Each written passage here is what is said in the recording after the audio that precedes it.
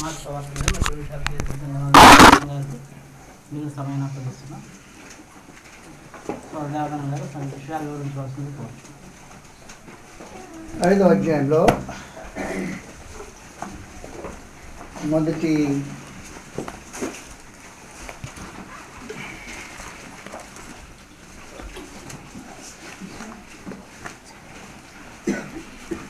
తండ్రి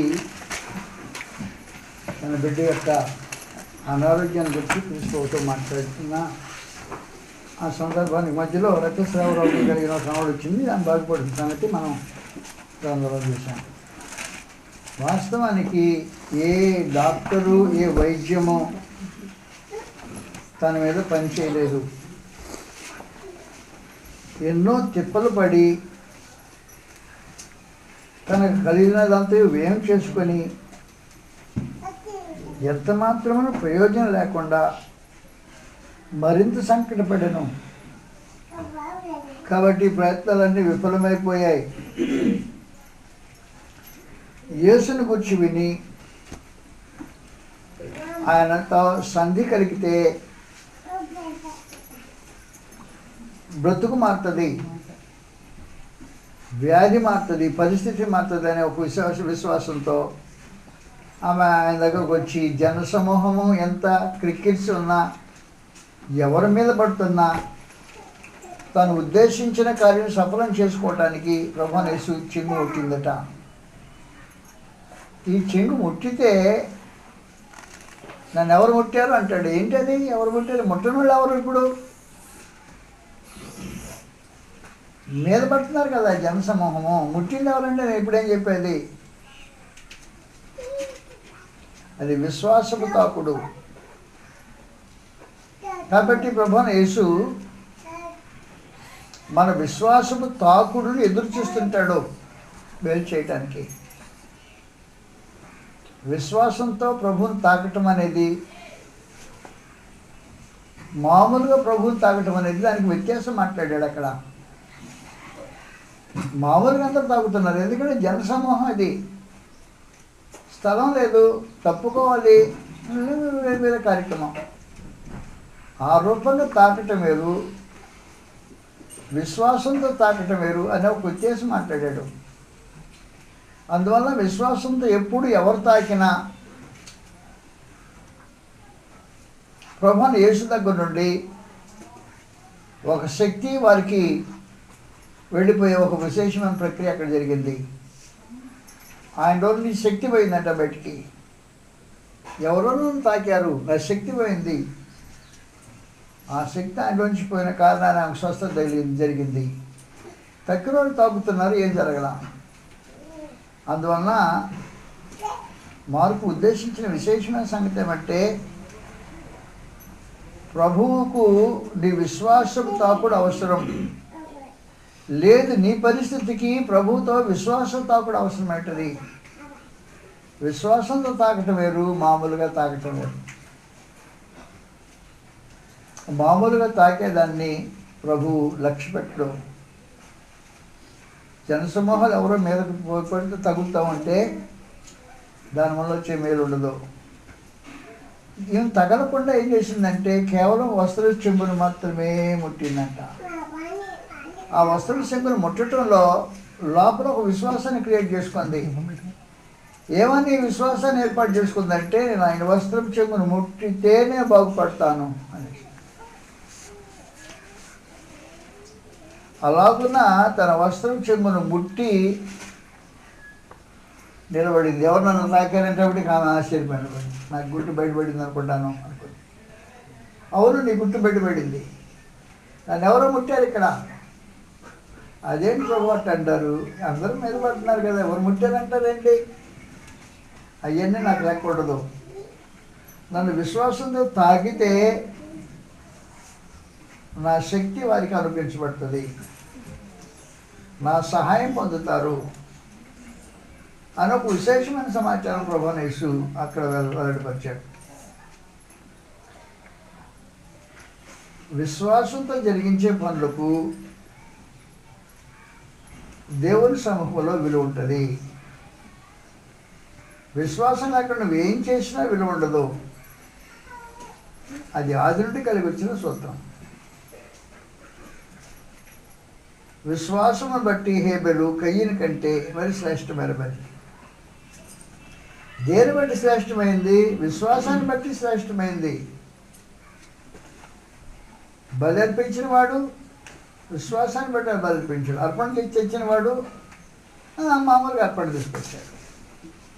అలాగే అర్పణ అర్పించిన వాళ్ళు కయ్యను అర్పించినట్టు అర్పణ తెచ్చిన వాళ్ళు ప్రభు నీసం తాగుతుంటే వాళ్ళకి వాళ్ళ దగ్గరికి ఏం పోలా. కానీ విశ్వాసము తాకుడు అనేది ఒక విశేషమైన సమాచారం.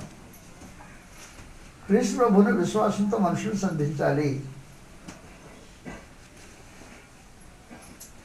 నమ్ముట నీవు అన్నైతే నమ్మేవానికి సమస్తం సాధ్యమవుతుంది అనుకో. ఆయన సమస్తం సాధ్యమే, కానీ ఆయన సాధ్యమని నీకు నమ్మకం సాధ్యమా? ఆయన సాధ్యమే, కానీ ఆయన సాధ్యమని నీకు నమ్మకం సాధ్యమా? ఆ అమ్మాయికి నమ్మకం ఏం సాధ్యమైందంటే ఈ వస్త్రం చెంపులు ముట్టితే సరిపోతుంది. నాకు తెలుసు అనేక మంది వైద్యుల చేత నీకు డబ్బు అంతా ఖర్చు పెట్టుకుని ఎంతో తిప్పుడు పడ్డావు కదా, ఇక్కడ డబ్బులు లేవు గిబ్బులు లేవు, ఏమి లేవు. అందువలన ప్రభు యేసు దగ్గరికి విశ్వాసంతో మనుషులు చేరితే ఆయన ప్రభావంలో కొంత పంచుకోవటం, ఆయన శక్తిలో కొంత అనుభవించటం, ఆయన గుర్తింపును పొందటం, ఆయన సహవాసం కలిగి ఉండటం అనే విశేషమైన సంగతులు అనేక దాంట్లో ఇప్పుడు ఉన్నాయి. అయిపోయింది కార్యక్రమం. ఆమెకు అర్థమైపోయింది, ఇక నన్ను పట్టేసాడు. ఇప్పుడు నేను రహస్యం చేసే పని ఓపెన్ చేసేసాడు, బయటకు వచ్చేసింది నా పని. లేచినప్పుడు ఏం జరిగిందంటే వెంటనే ఆమె రక్తధార కట్టెను ఒకటి గనుక తన శరీరంలోని బాధ నివారణ లేదని గ్రహించాను. రెండు సంగతులు జరిగాయి అక్కడ. వెంటనే యేసు తనలో నుండి ప్రభావం బయలువెళ్ళాలని తనలో తాను గ్రహించి జనసమూహం వైపు తిరిగి నా వస్త్రమును ముట్టినది ఎవరని అడుగగా ఆయన శిష్యుడు జనసమూహం మీద పట్టుకుని చూస్తున్నావే, నన్ను ముట్టినది ఎవరని అడుగుతున్నావా అని. ఆ కార్యం చేసిన ఆమెను కనుగొనవలని ఆయన చుట్టూ చూచాను. అప్పుడు ఆ స్త్రీ తనకు జరిగినది ఎరిగి భయపడి వణుకుచు ఆయన ఎదుట సాగిలపడి తన సంగతి అంతయు ఆయనతో చెప్పాను. అందుకు ఆయన, కుమారి, నీ విశ్వాసం నేను స్వస్థపరిచిన, సమాధానం కలుగుని పొమ్ము, నీ బాధ నివారణ అయి నీకు స్వస్థత కలుగును కానీ అంతా చెప్పాను. అనేకను మాట్లాడుతుండగా సమాజ మందిరపు అధికారి ఇంటి నుండి కొందరు వచ్చి, నీ కుమార్తె చనిపోయినది, నీవెక్కను బోధకుని ఎందుకు శ్రమ పెట్టదు అని యేసు వారికి చెప్పిన మాట లక్ష్య పెట్టక భయపడకము, నమ్మిక ఉంచినంత మాత్రం సమాజ మందిరంతో చెప్పి పేతురు యాకోబు సోదరుని యోహాను అని వారిని తప్ప మరి ఎవరినైనా తన వెంట వెళ్ళరానియక సమాజ మందిరపు అధికారి ఇంటికి వచ్చి వారు గొల్లుగా చాలా ఏడ్చుచు ప్రలాపించటం చూడటం చూచి లోపలికి పోయి, మీరేలా గొల్లు చేసి ఏడ్చుతున్నారు, ఈ చిన్నది నిద్రించుతున్నదే కానీ చనిపోలేదని వారితో చెప్పాను. అందుకు వారు ఆయన అపహసించిరి. ఈ చిన్నది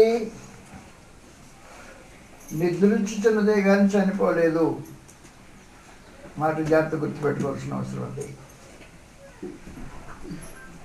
ఆ అమ్మాయి అపరాధం చేత పాపం చేత చచ్చింది కాదు,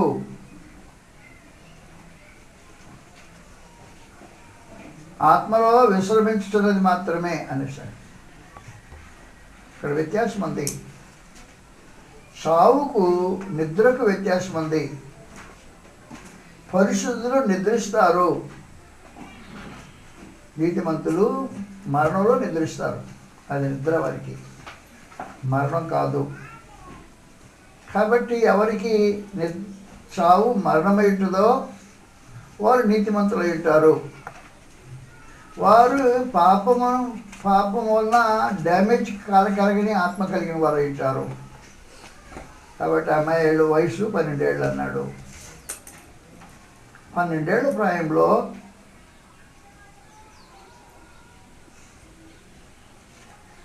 యూద సాంప్రదాయాన్ని బట్టి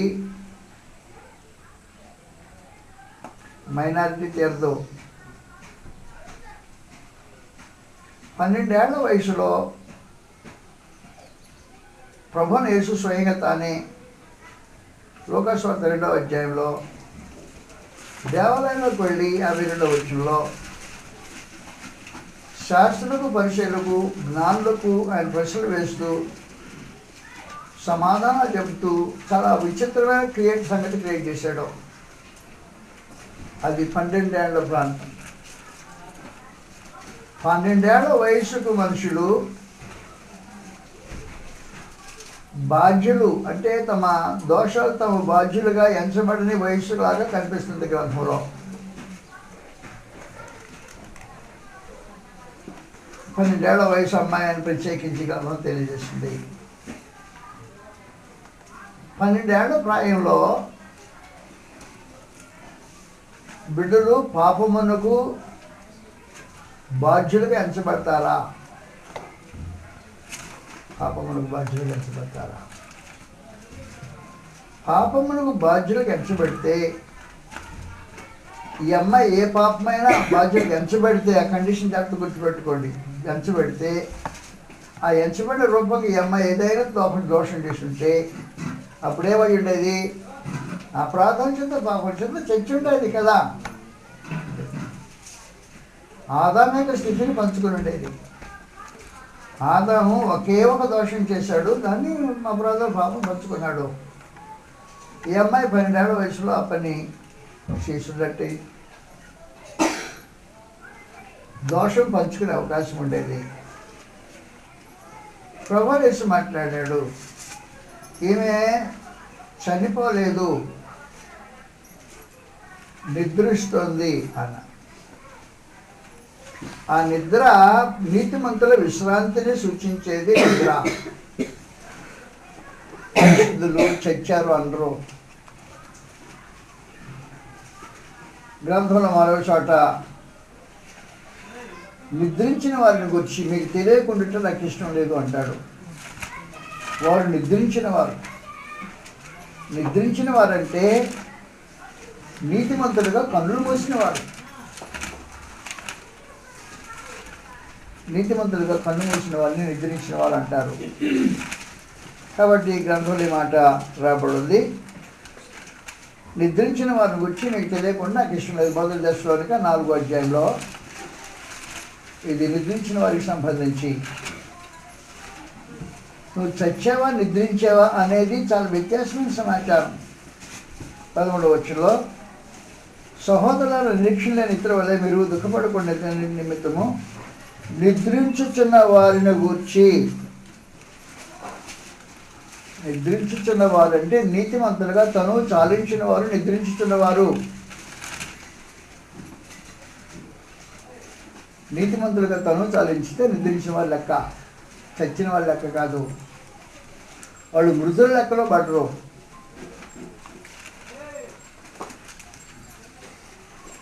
లోకాసు వార్తలో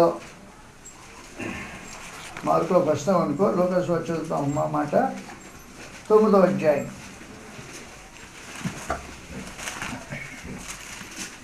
లోకాసు వార్త 9వ అధ్యాయంలో ప్రభువైన యేసు ఇలా మాట్లాడుతున్నారు.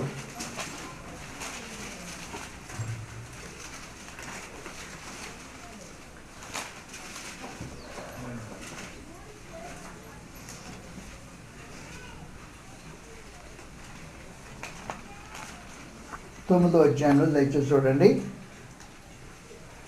60వ వచనంలో 59 నుంచి. ఈయనను మరి ఒకరితో నా వెంట రమ్మని చెప్పాను. అతడు నేను వెళ్ళి మొదట నా తండ్రిని పాతిపెట్టి వచ్చేటప్పుడు సెలవుమని మనం చేస్తాను. అందుకే ఆయన మృతులు తమ మృతులను పాతిపెట్టుకోనేమో. మృతులు ఆత్మ సంబంధమైన మృతులు తమ మృతులను, ఆత్మలో చనిపోయి దేహాలు చాలించిన వారు మృతులు. తమ మృతులు ఎవరంటే ఆత్మలో చనిపోయి దేహాన్ని చాలించిన వారు మృతులు. ఆత్మ సంబంధంగా అపరాధం చేత పాపం చేత చనిపోయిన వారు మృతులు. అపరాధం చేత పాపం చేత చనిపోయిన వారు పాపం చేసి దేహం చాలించిన మృతులను పాతిపెట్టుకొని అని చెప్పేశారు. చెప్పేది మీకు అర్థమవుతుందో లేదో నాకు తెలియలా. కొంచెం చిన్న అక్కడ లింక్ ఉంది, కొంచెం మెరుగుగా ఆలోచించాల్సిన అవసరం ఉంది. ఆ కుర్రాడు తండ్రి శవం ఇంటికాడు ఉంటే క్రీస్తు ప్రభు మాటలు విని ఆయన ముఖ దర్శనం చేసుకుని వెళ్ళడానికి వచ్చాడు. ఇది సెత్తుకొచ్చాడు. ఆ సమాజ కార్యక్రమం జరిగించాలి. ఈ సమాజ కార్యక్రమం జరిగించే ప్రత్యేకమైన సందర్భంలో ప్రభు నుంచి ప్రయాణం చేస్తున్నారు ఈ దారి గుండా. ఆయన ముఖ దర్శనం ఒకసారి చేసుకుంటే ఆయన మాటలు వినాల్సి చేస్తాననే ఉద్దేశంతో బయలుదేరి అక్కడికి వెళ్ళాడు. ఆ కుర్రాడు ఏం చేసినాడంటే ఆయన చెప్పాడు, సిగ్గిడి చెప్పేశాడు, మా నాయన స్వామి ఇంటికి కూడా ఉందయా, పాతి పెట్టుకుని వస్తానన్నాడు. పాతి పెట్టుకుని వస్తానంటే ప్రభు అన్నాడు, నువ్వు పాతి పెట్టడానికి సజీవుడు నీవు అవసరం ఉండదు. సజీవుడు మృతులను పాతి పెట్టవలసిన అవసరం ఉండదు. అవసరం ఉండదు. అక్కడ ఎవరున్నారు? మృతులు ఉన్నారు. ఎవరో మృతులు? ఆత్మలో చనిపోయిన మృతులు ఉన్నారు. అక్కడ ఆత్మలో చనిపోయిన మృతులు ఏం చేస్తారన్నమాట? ఆత్మలో చనిపోయి తను చాలించిన మృతులు పాతి పెట్టుకుంటారు. పాయింట్కి వచ్చేందా? రైట్. ఇక్కడ ఈ అమ్మాయి పరిస్థితి ఏంటి? మృతురాలు కాదు, నిద్రిస్తున్నది. కాబట్టి నీతిమంతులు తను చాలించితే నిద్రించినట్లు లెక్క పడతారు. వారిని నిద్రించిన వారు అంటారు. కాబట్టి ఇప్పుడు ఏమంటే నిద్రించిన వారు నీతిమంతులై తను చాలించితే నిద్రించిన వారి కింద లెక్క వస్తారు. అది విశేషం. కాబట్టి ప్రభువుని ఏమన్నాడంటే ఈ చిన్నది నిద్రిస్తున్నదే కానీ చనిపోలేదు అన్నాడు. వాళ్ళే అనుకున్నారంటే భౌతికంగా ఆలోచన చేశారు. ప్రభువుని వేసి చనిపోలేదంటే ఏ రూపం చనిపోలేదు అన్నాడు. వాళ్ళకి అర్థం కాల. వాళ్ళు గుడ్డి మేళాలు. ఆ మేళాలు ఏమన్నారంటే అపాసన చచ్చిపోతే రావాలి అంటే అంటారు. అది కది పరిస్థితి.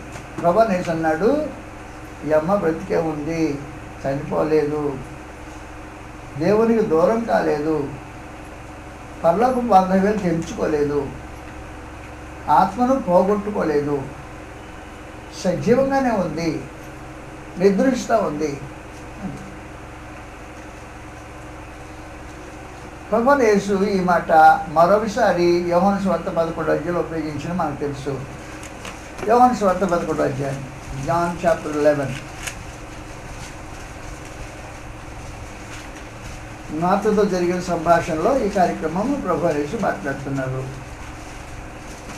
యోహాను సువార్త 11వ అధ్యాయంలో మీరేం తెలుసుకోవాలంటే షేడ్స్ ఆఫ్ మీనింగ్ ఎలా ఉన్నాయి గ్రంథంలో అని తెలుసుకోవడం చాలా ప్రాముఖ్యమైన సమాచారం అండి.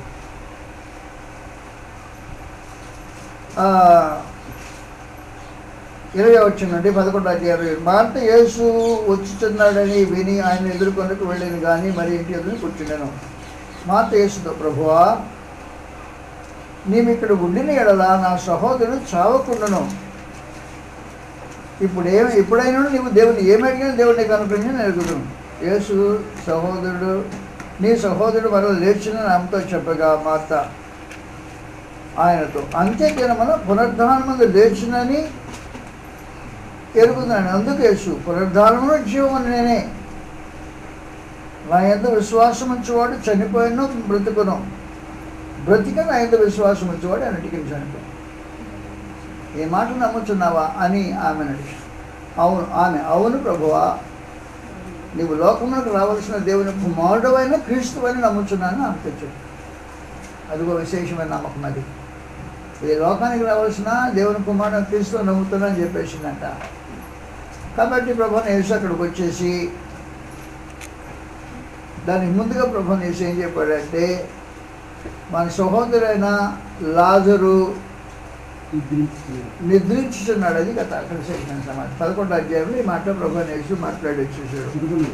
11వ వచనం, మన స్నేహితుడు లాజరు నిద్రించుచున్నాడు. ఆ మాట మీరు గుర్తుపెట్టుకోవాలి. నిద్రించుట అనేది దేహం యొక్క విశ్రాంతి. ఆత్మ చావలేదు, నిద్రిస్తున్నాడు. లాజరు ఆత్మ ఎందుకు చనిపోయిన వాడు కాడు, నిద్రిస్తున్నవాడు.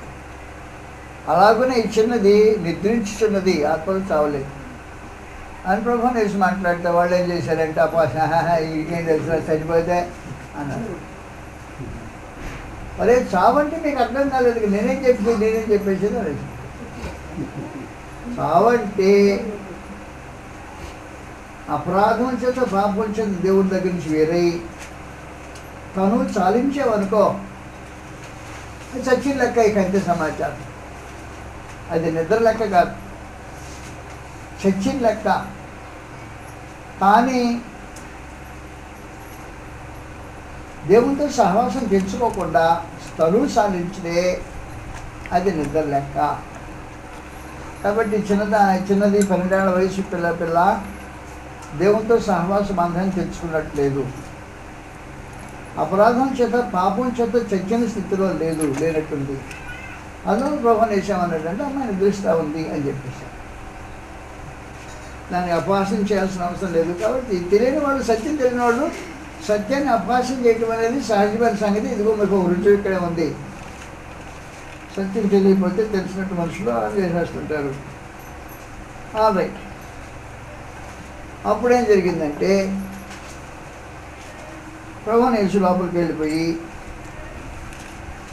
చిన్నది నిద్రిస్తుందని చెప్పి వాళ్ళు అపహాస్యం. అందుకు ఆయన అయితే ఆయన అందరినీ బయటకు పంపివేసి ఆ చిన్నదాని తండ్రులను తనతో ఉన్న వారిని వెంట పెట్టుకొని ఆ చిన్నది పరియుడిని పడి ఉన్న గదిలోనికి వెళ్ళి ఆ చిన్నదాన్ని చేయబట్టుకొని తల్లితాకుమే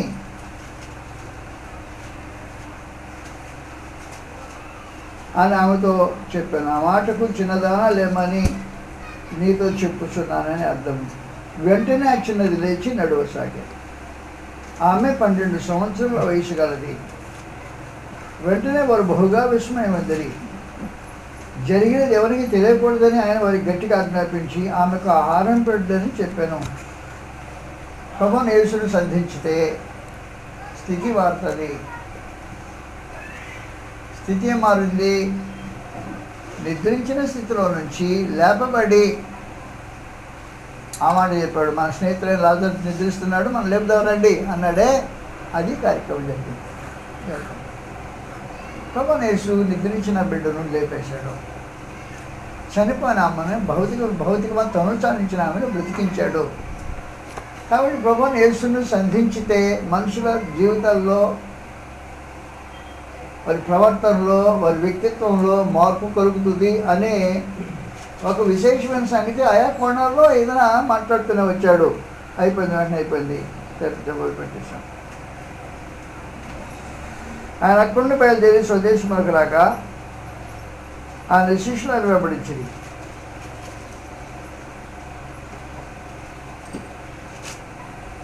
విశ్రాంతి దినం వచ్చినప్పుడు ఆయన సమాజ మందుల బోధన ప్రారంభించారు. అనేకులు ఆయన బోధ విని ఆశ్చర్యపడి ఈ సంగతులు ఇతనికి ఎక్కడి నుండి వచ్చానో, ఇతనికి ఏమన్నా జ్ఞానం ఎక్కడిది, ఇతని చేతుల్లో ఇటు అద్భుతం చేయబడుతున్నవి ఇదేమి, ఇతడు మరే కుమారుడు కాడా, ఇతడు యాకోబు, యోసే, యూదా, సీమోను అనువాది సహోదరుడు వడ్లవాడు కాడా, అతని సహోదరి వాళ్ళు అంతా ఉన్నారు కదా అని చెప్పుకొనసాగిన విషయం అభ్యంతరుడు. అందుకే ప్రవక్త తన స్వదేశంలోనూ తన బంధువుల మధ్య తన ఇంటి వారికి తప్ప మరెక్కడ కనిపించాలని చెప్పారు. అందువలన కొద్దిమంది రోగుల మీద చేతులుంచి వారిని స్వస్థపరచు తప్ప మరి ఏ అద్భుతమైన ఆయన అక్కడ చేయగలకపోయినా ఆయన వారి అవిశ్వాసంలో ఆశ్చర్యపడాడు. వగైరా సమాచారం. జాగ్రత్తగా ఒక సంగతి గుర్తుపెట్టుకుంటే ప్రభువుని యేసు యొక్క ఎంగిల్ పాలు తాగినాడు అంటారు మన భాషలో. ఎంగిల్ పాలు తాగిన సహోదరులు సహోదరులు ఉన్నారు అట.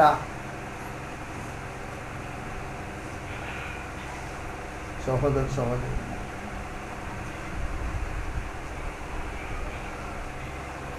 ఇటీవల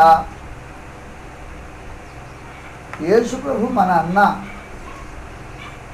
అనే సందేశం మీరు కొంతమంది వినే ఉంటారు. అది గ్రంథం ఆధారంగా మాట్లాడిందా, సొంత ఉద్దేశంతో మాట్లాడిందా ఆలోచించారు. యేసు ప్రభు మన అన్న అనాలంటే హక్కు కలిగిన వారెవరు? హక్కు కలిగిన వారు, ఆయనతో తోడబుట్టిన వాళ్ళు. ఆయన తాను ఒక రూఫ్ కింద, అంటే ఒక రూఫ్ అంటే ఏమంటారు, ఒక కప్పు కింద ఆయన జీవించిన వారు, ఒక ఇంట్లో భోజనం చేసిన వారు, ఒక తల్లి గర్భం నుంచి పుట్టినవారు. వారు ఒక 4 మగాళ్ళు, కొద్ది మంది 2 ఆడవాళ్ళు ఉన్నట్టు గ్రంథం తెలియజేస్తుంది. కుటుంబంలో జీవించిన వారు. కేవలం కుటుంబంలో జీవించడం వేరు, ఒక తల్లి గర్భం నుంచి రావటం వేరు. ఎందుకంటే ఒక కుటుంబంలో 2 ఆడపడి బాయలను పెంచుకున్నాను అనుకో, కుటుంబంలో బిడ్డలే, కానీ వాళ్ళు ఒక తల్లి గర్భం నుంచి వచ్చిన వాళ్ళు కాదు. వీళ్ళు అలాంటి టైప్ కాదు, ఒక తల్లి గర్భం నుంచి వచ్చిన వాళ్ళు. జన్మ మూలంగా ఒకే తల్లి గర్భంలో నుంచి వచ్చి ఒకే స్తన్యపానం చేసిన వాళ్ళు. అది మరి విశేషమైన సంగతి. ఒకవేళ ఎవరైనా యేసు మా అన్న అని అధికారం ఎవరికైనా ఉంటే ఎవరికి ఉంటుందంటే వారికి మాత్రమే ఉంటుంది. అవునా? ఇంకెవరికైనా ఉంటుందా? ఎవరికైనా ఉండే అవకాశం ఉండదు. ప్రభువుని ఏమని పిలవాలి? ప్రభువుని ఏమని పిలవాలో నీకు తెలియాల్సిన అవసరం ఉంది. ఏమని పిలవాలంటే యోహాను సువార్త 11వ అధ్యాయంలో ప్రభువుని యేసుని ఏమని పిలవాలి? మన పెద్దన్న, అలాంటి అబద్ధాలు మాట్లాడవద్దు. మన పెద్దన్న కాదు, ఏం కాదు, ఆయన మన ప్రభువు. యోహాను సువార్త 11వ అధ్యాయం 11వ వచనం రాయబడింది. ఏముంది? నేను చదువుతా కదా, మీరు చదవండి. బోధకుడనియు ప్రభు అని మీరు నన్ను పిలుస్తున్నారు. నేను బోధకుడును ప్రభువును కనుక మీరు ఇట్లు పిలిచిన న్యాయము. ఎలా పిలవడం న్యాయము? అన్నని పిలవడం న్యాయమా? కాదు. ఏది పిలవటం న్యాయం అనేదో ఎవరు చెప్పాలి? ప్రభుని ఏది చెప్పాలి? నువ్వు కూడా చెప్పాలి. నువ్వుగా తీర్మానించేది. మా పెద్దన్న మేము తీర్మానం చేసేది కాదు, ఆయన తీర్మానం చేయాలి ఏమని పిలవాలో. బోధకుడు అనియు ప్రభు అనియు మీరు నన్ను పిలుచున్నారు, అలా పిలవటం న్యాయమే. ఎందుకు? నేను బోధకుడు ప్రభువుని కాబట్టి మీరు నన్ను అలా పిలవటం న్యాయమే. అలా పిలవటం న్యాయం.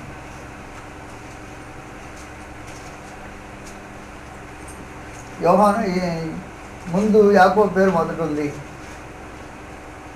ఎవరిలో? ఆ 4 లిస్టులో, అన్నదమ్ముల లిస్టులో యాకోబు పేరు మొదటి ఉంది. కాబట్టి యాకోబు ప్రభువుని యేసు తర్వాత పుట్టినవాడు యాకోబు.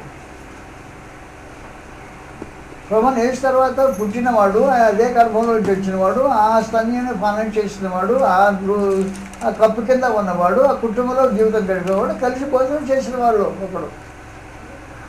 చిన్ననాటి అనుభవం అది.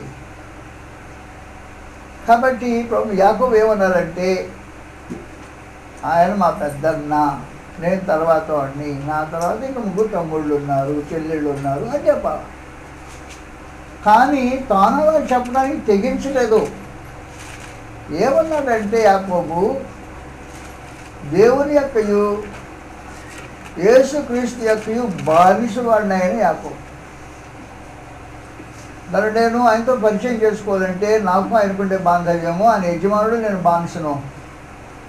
అలాంటి బానిసడు. నేను ఏమని పిలుస్తానంటే,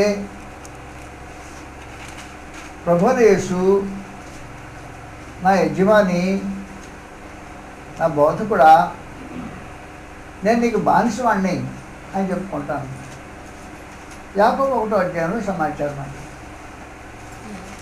యాకోబు 1వ అధ్యాయంలో సమాచారం. యాకోబు 1వ అధ్యాయం 1వ వచనంలో దేవుని యొక్కయు యేసుక్రీస్తు యొక్కయు బానిసనైన యాకోబుని నేను. అది కొంచెం నైస్. తెలుగు వాళ్ళు ఏం చేశారంటే కొంచెం నైస్గా దాసుడనే దిద్దారు. ఆ దాసుడనే పరిస్థితి కాదు వాస్తవానికి. గ్రీకులో బానిసవాడనైనా,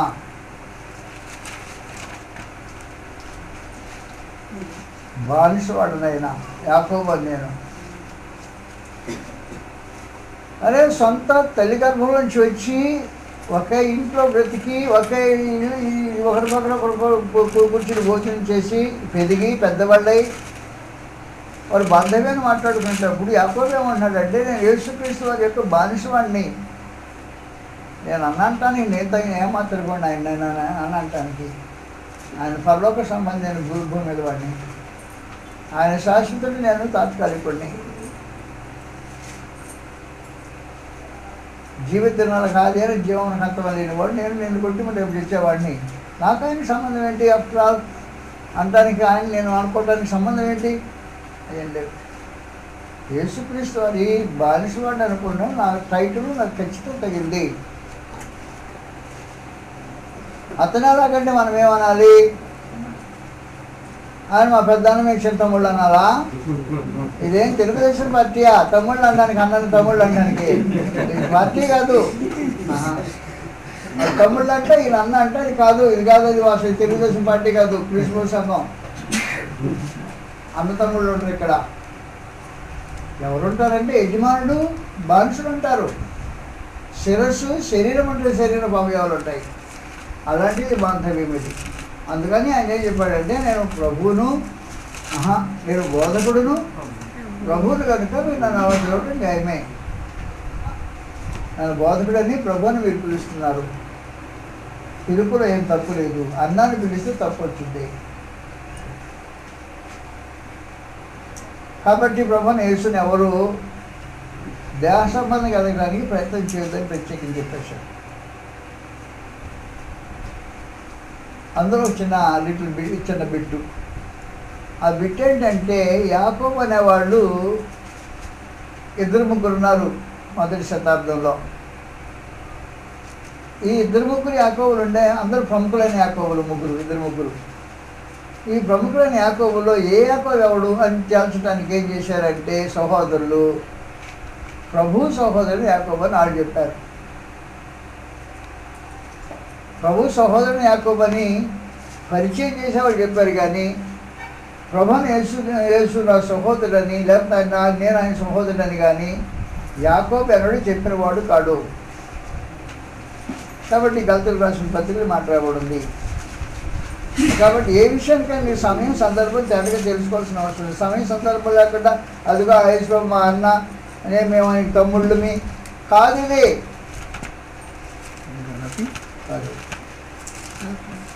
గల్తీ 2వ అధ్యాయంలో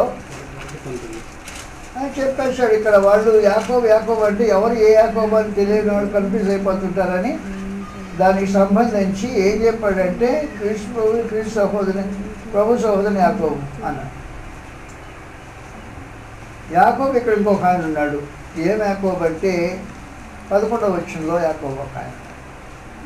అయితే కేఫ్ అంత్యకు వచ్చినప్పుడు అతను అపరాధిగా తెచ్చాడు కనుక అతని ముఖాముఖిగా ఇదే అతను ఎదురించింది. ఏలయనగా యాకోబు వద్ద నుండి కొందరు రాకమునుపు అతడు అనుజనంతో భోజనం చేయించింది, కానీ వారు రాగానే సున్నతి పొందిన వారికి భయపడి తీసి వెనుకని ముఖం వెళ్ళిపోయాడు. అయిపోయిన తర్వాత 1వ అధ్యాయంలో 19వ వచనం రాబడింది.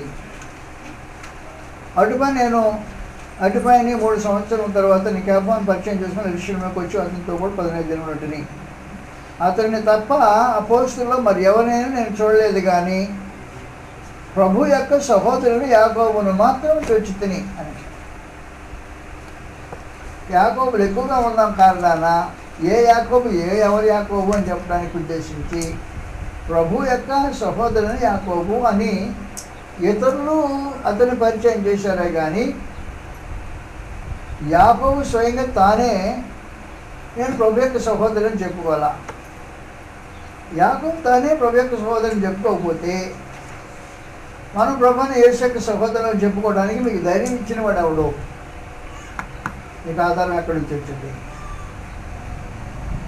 అందువల్ల ఈ సమాచారం విద్యార్థులు గుర్తుపెట్టుకోవాలి. అందరూ రమాకృష్ణ వారు ఏం చెప్పాడంటే, ప్రభుని యేసు సహోదరులుగా గుర్తింపబడిన వారికి ఉన్నారు ఆ ఊళ్ళో 6వ అధ్యాయంలో.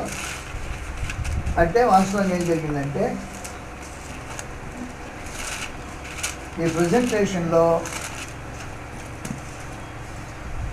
దేవునితో క్రీస్తు ఎలాగూ సహవాసం కలిగి ఉన్నాడో అలాగే యాకోబు యేసే యోధ అనే వారితో అలాంటి సహవాసం కలిగి ఉన్నాడు కృష్ణ ప్రభు. అది నిత్యత్వ సహవాసం, ఇది భూమి మీద సహవాసం, శరీరధారి సహవాసం అని చెప్పడానికి చెప్పిన సందర్భాలు అవి. కాబట్టి శరీరధారి అయిన తర్వాత ప్రభువైన యేసు మానవుల్లో సాటి మానవులతో సహవాసం అనుభవించిన వాడు ప్రభువైన యేసు అని చెప్పడానికి ఏం చేసిందంటే, దీనికి జ్ఞానం ఎక్కడి నుంచి వచ్చింది? అద్భుతంగా మాట్లాడుతున్నాను. ఎక్కడి నుంచి వచ్చిందా? అరే ఇక చదువుకోలేదే, ఆయన వర్ధంగా చేసుకుని బతికినాడు కదా. వడ్లవాని కుమారుడు అంటే వడ్లంగి చేసే యొక్క బిడ్డ ఏం చెప్పని ఉద్దేశించి మాట్లాడాడు. వడ్లంగి చేశాడు కదా యోసేపు, వడ్లంగి చేసి వెళ్ళిపోయిన తర్వాత కార్ఖానాలో పనిచేసాడు ఈ కుర్రాడు. వడ్లవాని కుమారుడునా? కుమారుడు కాడ యాకోబు యేసే యోధ అనేవారు, అని సహోదరులు మనతో కూడా ఉన్నారు కదా అని చెప్పారు. అది ప్రభువైన యేసు యొక్క భూమి జీవితం. వాస్తవానికి నేను ఒక్కటి మాత్రం మీకు తెలియజేయడం ఉద్దేశించింది ఏమంటే, ప్రభువైన యేసు శరీరంలో పాల్గొడై అంటే శరీరధారి అయిన తర్వాత అబ్రహాము సంతాన స్వభావం ధరించాడు కాబట్టి దేహంలో ఏ ఒక్క వికృతమైన రూపాన్ని ప్రదర్శించలేదు. అంటే అబ్రహాము సంతానము ఎలాంటి దేహంలో జీవించారో, సృష్టి నిర్మాణం చేసిన వాడు, దేవునితో నిత్యత్వం అనుభవించిన వాడు, ఈ సమస్తములకు ఆధారభూతులైన క్రీస్తు రక్తవంశుడు పాలువాడైనప్పుడు కేవలం ఒక మానవుడిగానే ప్రత్యక్షమయ్యాడు, కనపడ్డాడు. ఆయన వేరే రూపంగా కనపడ్డా. చూసేవారికి ఒక యూదుడిగా కనిపించేవాడు. సమర స్త్రీలాగా అన్నది, యూదుడిగా నీవు సమర స్త్రీలాగా నీళ్ళు దాటించగలుగుతున్నావు. నీ డ్రెస్సు, నీ ఆకారం, నీ మొహం, నీ ఏమని జాతీయ పెడుతుంది ఆలోచన. ఆయన అలాగే లోకంలో ఉన్నాడు. ఎలాగూ ఒక యూదుడిలాగానే లోకంలో ఉన్నాడు. ఈ లోకము ఈ యూదుని మూలంగానే కలిగింది. ఈ యూదుడే ఈ లోకాన్ని చేసిన వాడు. ఆ యూదుడు ఆ లోకాన్ని చేసి ఆ యూదుడిలాగానే కనిపించాడు, ప్రత్యక్షమయ్యాడు. నేను ఎవరు అనుకుంటున్నావు అని పోజుగొట్ల. అందువల్ల ప్రభువైన యేసు మనం ఆలోచన చేసినప్పుడు తన ఘనతను చాటుకోకుండా, తన మహిమను ప్రదర్శించకుండా, తన దేవత్వం యొక్క స్వభావాన్ని అంతటి లోకంలో చూపించకుండా ఒక మనిషి పోలికగా పుట్టి ఆయన అలాగూ జీవించిన విశేషమైన ఆ జీవితం అద్భుతమైన జీవితం. వాళ్ళ కొద్దిగా శక్తి సామర్థ్యాలు ఉంటే ఏం చేస్తుంటారు మనుషులు? ప్రదర్శించుకోవడానికి ప్రయత్నం చేస్తారు. కొంచెం ఎక్కువ తెలుసుంటే దాన్ని ప్రదర్శించుకోవడానికి మనిషి ప్రయత్నం చేస్తుంటాడు. కొంచెం విద్య ఉంటే ఆ విద్యను ప్రదర్శించుకోవడానికి ప్రయత్నం చేస్తుంటాడు. ఒక అంతస్తు ఉంటే అంతస్తుని చూపించుకోవడానికి ప్రయత్నం చేస్తుంటాడు. ఒక పాండిత్యం ఉంటే పాండిత్యం పూర్పించడానికి ప్రయత్నం చేస్తుంటాడు. ప్రభువైన యేసు అలాగే ఒక సామాన్య నరుడిగా కనిపించే ప్రయత్నం. సామాన్య నరుల్లో నుంచి మనుషులు గుర్తించబోదే, ఏమనుకున్నా తెలుసునా నేను అని ఒక పోజు కొట్ట. అలాంటి కార్యం జరిగించేవాడు ప్రభువైన యేసు. ప్రభువైన యేసు యొక్క జీవిత అనుభవం ఉండే ఒక విశేషమైన సంగతి ఏమంటే, మీరు క్రీస్తు స్వరూపం అంటారు కదా, ఆ స్వరూపం అంటే నీకు తెలిస్తే కదా స్వరూపం రావడానికి. ఏంటి స్వరూప్యం? దేవత్వం దేహంలో నివాసం చేస్తూ ఈ దేహంలో ఉన్నవాడు సృష్టిని చేసిన మహనీయుడైన వాడు, సముద్రాన్ని బంధించి వాటి నిలిపేసిన మహనీయుడు, ఆకాశ నక్షత్రం గణాన్ని అంతటినీ తన మాట చేత నిర్వహించగలిగిన మహాగృహగణుడు, భూమి మీద ఒక సామాన్య మనిషిగా తిరుగుతూ నేను ఒక ప్రత్యేకమైన వ్యక్తిని అన్నట్టు ప్రదర్శించుకోలేదు. కృష్ణ స్వరూపం రావాలా? నీకేం రావాలా? ఆ రూపం రావాలా? వచ్చిద్దా? ఎందుకు వచ్చింది? నాకు సంగతులు చేస్తే నేను మనకన్నా పోజు కొట్టడం మొదలెట్టివే. ఇంకెక్కడి నుంచి అది కృష్ణ సారూప్యం దగ్గరికి, అది కృష్ణ సారూప్యం కాదు. అందువల్ల కృష్ణ సారూప్యం అనే మాటకు నిర్వచనం తెలియని వాడు అది కృష్ణ సారూప్యం గురించి మాట్లాడే హక్కు లేని వాడు పెట్టాడు. పోజులు కొట్టకూడదు దాంట్లో విశేషం. నేనేమనుకుంటున్నావు? పండితుడిని, నేనేమనుకుంటున్నావు ఫిలాసఫర్ని, నేనేమనుకుంటున్నావు అని ఇలాగూ పోజులు కొట్టే కార్యక్రమం. నేనేమనుకున్నావు ధనవంతుడిని, ఏమన్నా భాగ్యం అలాగూ పోజులు కొట్టే కార్యక్రమం. అరే ఈ సృష్టి నా వల్ల కలిగింది, నేను చేసేంత ఏమనుకున్నా నన్ను గురించి అనే మాట్లాడుకుంటారు సార్. నువ్వు సృష్టి చేయగలిగిన స్థితిలో సృష్టి నిర్మాణం చేసి సామాన్యమైన మానవుడుగా నువ్వు మసులుకోగలిగినప్పుడు నీకు కృష్ణకి సారూప్యం వస్తుంది అని అర్థం. నా మాట మీకు అర్థమవుతుంది. నా గొడవ నేనేదో నోటి చిన్న మాటలు మాట్లాడుతుంటాను, మీకు అర్థమవుతుంది నా గొడవ ఎందుకే. అది కృష్ణ సారూప్యం. దాని గురించి మాట్లాడావుడో ప్రేమ అని ఇలాంటి చిన్న మాటలు మాట్లాడేసి తప్పేసే కార్యక్రమం జరిగించేది కృష్ణ సారూప్యం అవుతుందా? ఖచ్చితంగా కాదు. అసలు భూమిని సృష్టించావనుకో, మా మధ్యలో ఉన్నావు అనుకో, నేను పట్టాన్ని పగ్గాలు ఉంటాయా? ఉండవు. ఆ రూపం వచ్చేప్పుడు కృష్ణ స్వరూపం గురించి మాట్లాడకుంటుంది, లేకపోతే ఉండదు. అందువల్ల చిన్న సమాచారం కాదు. ప్రభువైన యేసు దేవత్వంలో నిత్యత్వంలో దేవునితో నివాసం చేసిన ఆయన ఒక పూరి తాత్విక జీవిత అనుభవంలోకి వచ్చి సొంత ఊరిలో ఇల్లు లేనివాడు ఒక చిన్న పట్టణానికి వచ్చి జీవన వ్యాపారం గడుపుకోవడానికి ఒక వృత్తి రూపాన కార్పెంటర్ అనేవాడు ఒక నజరేతు పట్టణానికి వచ్చి ఆ పట్టణంలో చిన్న సవారు వేసుకున్నాడు. ఆ దీంట్లో ఉన్నాడు, ఏదో పరిస్థితి నాకు తెలియదు. ఆ దీనస్థితిలో బ్రతికే ఆ ఇంట్లో ఈయన ఒక బాలుడిగా పెరిగి తక్కిన 6 పిల్లలు, రమారమ్మ 6 పిల్లలు, 6 పిల్లలు ఒక 7 పిల్లలు, 7 కంచాలు లెగవాలి అక్క ఇంట్లో, పూరింట్లో. అది దీనస్థితి అయింది. ఆ పూరింట్లో 7 కంచాలు లెగవాలి. తల్లి ఉంటే 8 కంచాలు, తండ్రి లేడు కాబట్టి 7 కంచాలు లెక్కాయి. ఆ 7 కంచాలు పూరింట్లో లెగవాలి. అందరూ కుర్చీ కలిసి తింటే ఎంత స్థలం పడుతుందో ఆ స్థలంలో బతికినాడు ప్రభువైన యేసు. అందుకని వారు అన్నారు, వీడు వడ్లవాని కుమారుడు కదా. యాకోబు, యేసే, యోధా, సీమోను అనేవాళ్ళు వాళ్ళ సహోదరులు కదా. సహోదరులు మన వాళ్ళు కూడా మనతో వీళ్ళకి తెలుసు, మనకు తెలుసు కదా. ఈయనకి ఎక్కడి నుంచి వచ్చింది ఇదా దేశం? నిజంగా ఎవరో తెలుసుంటే మాట్లాడుంటారా?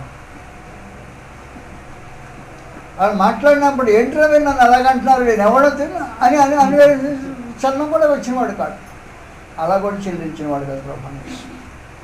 ఆ రూపం రావాలంటే ఎన్ని జన్మలు ఎత్తాలో నిజంగా నాకు తెలియదు. అంటే భౌతికంగా ఏ జన్మలు లేవు. కృష్ణోభులోనే ఈ జన్మంతా ఒకే జన్మ ఎత్తాలి. ఆ ఎత్తటానికి ఏం కడగండ్లు పడితే జరుగుతుందో తెలియదు. అలాంటి రూపంగా మనుషులు ఆలోచించేసినప్పుడు క్రైస్తవుడు ఎలాంటి వ్యక్తి అయి ఉంటాడో మనం అర్థం చేసుకోవాలి. క్యారెక్టర్ ఎలాగూ తీర్చిదిద్దబడుతుంది లోపల.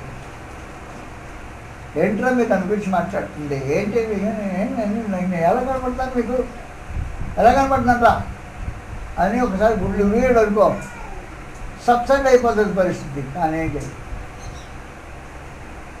అలా దేవత్వంలో దేవునితో పాటు నేను నిత్యత్వం అనుభవించి వచ్చాను ఇక్కడికి.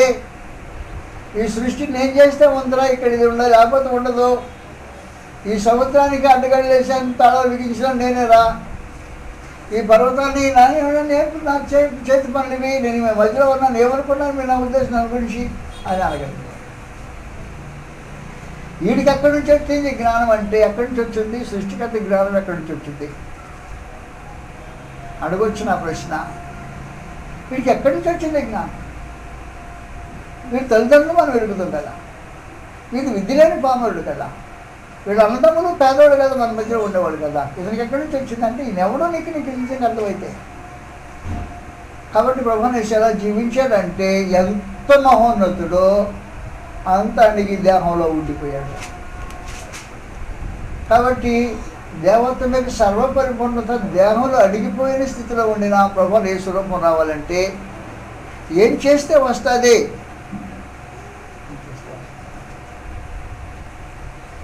కాబట్టి ఏం చేసిందంటే మార్పు వారు ఏమనుకున్నా ఆయన చెల్లించలేదా? సృష్టికర్త చెల్లించరా.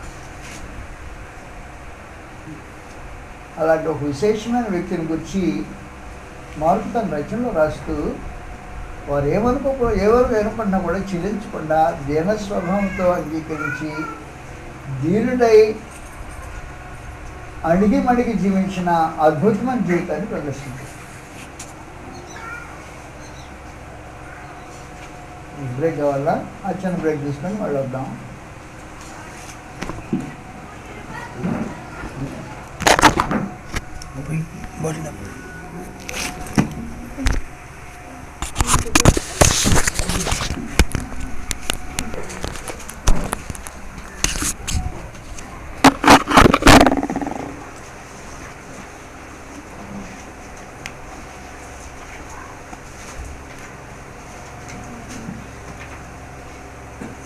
ఇతని సహోదరి మండలం అంతా ఉన్నవారు కాదా అది చెప్పుకొని ఆ విషయం అభ్యంతరపడింది.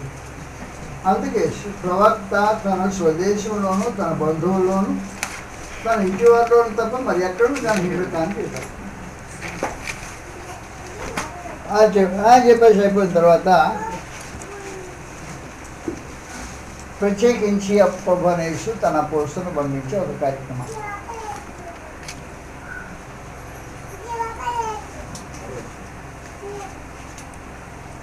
7వ వచనం నుండి ఆయన 12 శిష్యులను తన ఎదుగు పిలిచి వారిని ఇద్దరిద్దరిగా పంపుచు అపవిత్రాత్మల మీద వారి అధికారం ఇచ్చి ప్రయాణం కొరకు చేతికరను తప్ప రొట్టెనైనను జాలినైనను సంచిలో సొమ్మైన తీసుకొనక చెప్పులు తొడుక్కొననియు 2 అంగీలు వేసుకొని వద్దనియు వారికి ఆజ్ఞాపించాను. ఆయన వారితో ఇట్లా, మీరెక్కడో ఒక ఇంట్లో ప్రవేశించుతారో అక్కడ నుండి మీరు బయలుదేరే వరకు అయితేనే బస్ చేయండి.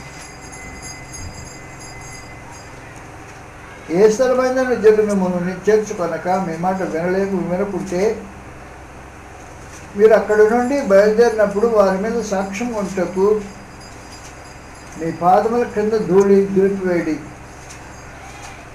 కాగా వారు బయలుదేరి మారు మనసు పొందవలని ప్రకటించు అనేక దయములు వెళ్ళగొట్టుచు నూనె రాశి రోగులను స్వస్థపరుచుతుంది. ఈయన నూనె రాశి అనే ఆచారము యూదుల సంబంధమైన ఆచారము. నూనె రాసి ప్రార్థన చేయటం అనేది యూదుల ఆచారం. అంతేకాని నూనె డబ్బాలని అమ్మే ఆచారం లేదు. నూనె డబ్బాలు అమ్ముతారు. మీకు తెలుసో లేదో నాకు తెలియదు. ఒక పెద్ద మీటింగ్ జరిగింది. ఆ మీటింగ్లో బెయిలీ గారు లాంటి పెద్దోళ్ళు మాట్లాడారు. అయిపోయింది. నేను కూడా మాట్లాడాను. అయిపోయిన తర్వాత ఒక తల్లి ఒక నూనె సీసా వెంట పెట్టుకుని నన్ను చుట్టూ తిరుగుతాను. నేను కూడా కష్టం. ఇంకేం సమస్య తెలిసిన అయ్యా నేను ఊరికనే ప్రార్థన చేయమంటే దీని అమౌంట్ ఉంది పాల కూడా చూపించు అంటే ఆ డబ్బు తీసుకుని దానికోసం ప్రార్థన చేయమని ఆయన అనుకోడు. ఎవరికే ప్రార్థన చేయమంటే చూడు కావాలంటే నాకు చేతి అనుకుని పావులా ఉంది. ఈ నూనె సీసాలు అమ్మటం అనేది ఈ నూనె రాశి అనే మాట తీసుకొని ఒక మత శాఖ సంబంధమైన ట్రెడిషన్ ఏర్పాటు చేసి నూనె రాసి ప్రార్థన చేయమనే మాటలు ఉపయోగించారు. ఇది యూదుల ట్రెడిషన్. యాకోబు పత్రికలో కనిపిస్తుంది. యాకోబు సహోదరుడు అది యూదుల మధ్యలో పనిచేసిన వాడే కాబట్టి ఆ ట్రెడిషను పాత్రమైన ట్రెడిషన్ వాళ్ళ మీదకి వచ్చేసి కార్యక్రమం జరిగించారు. అంతేకాని నూనె రాసి ప్రార్థన చేయటం అనేది అవసరమైన కార్యక్రమం కాదు. యాకోబు పత్రికలో 5 చదువు చదివేసేయి. మీరు ఎవడైనా రోగి అయి ఉన్నాడా అతని సంఘం పెద్దలను పిలిపించవాలి. అది సంగతి. సంఘం పెద్దలు పిలిపించాలి. వారు ప్రభు నామమున అతని నూనె రాసి అతని కొరకు ప్రార్థన చేయాలి. ఇది నూనె రాసి ప్రార్థన చేసే కార్యక్రమం. అందువల్ల అది యూద మతపు సంబంధమైన ఒక ప్రాచీన ఆచారము. ఈ ఆచారము యూదుల మధ్యలో జరుగుతుండే కార్యక్రమం. ఇది క్రైస్తవులకు సంబంధించింది కాదు వాస్తవానికి. ఇప్పుడు ఈ అపోస్తులు పంపుతూ ప్రభువు యేసు యోదయ గ్రామాలకు పంపుతున్నాడు. యోదయ గ్రామాలకు పంపినప్పుడు యోదయ గ్రామాలకు సంబంధించిన ఆచార వ్యవహారాలకు సంబంధించిన కార్యక్రమాలు చూపించాడు. అంటే వాస్తవానికి ఏం జరుగుతుందంటే, నేను మీ ఊరు వచ్చాను, ఈ పెద్ద ఊరు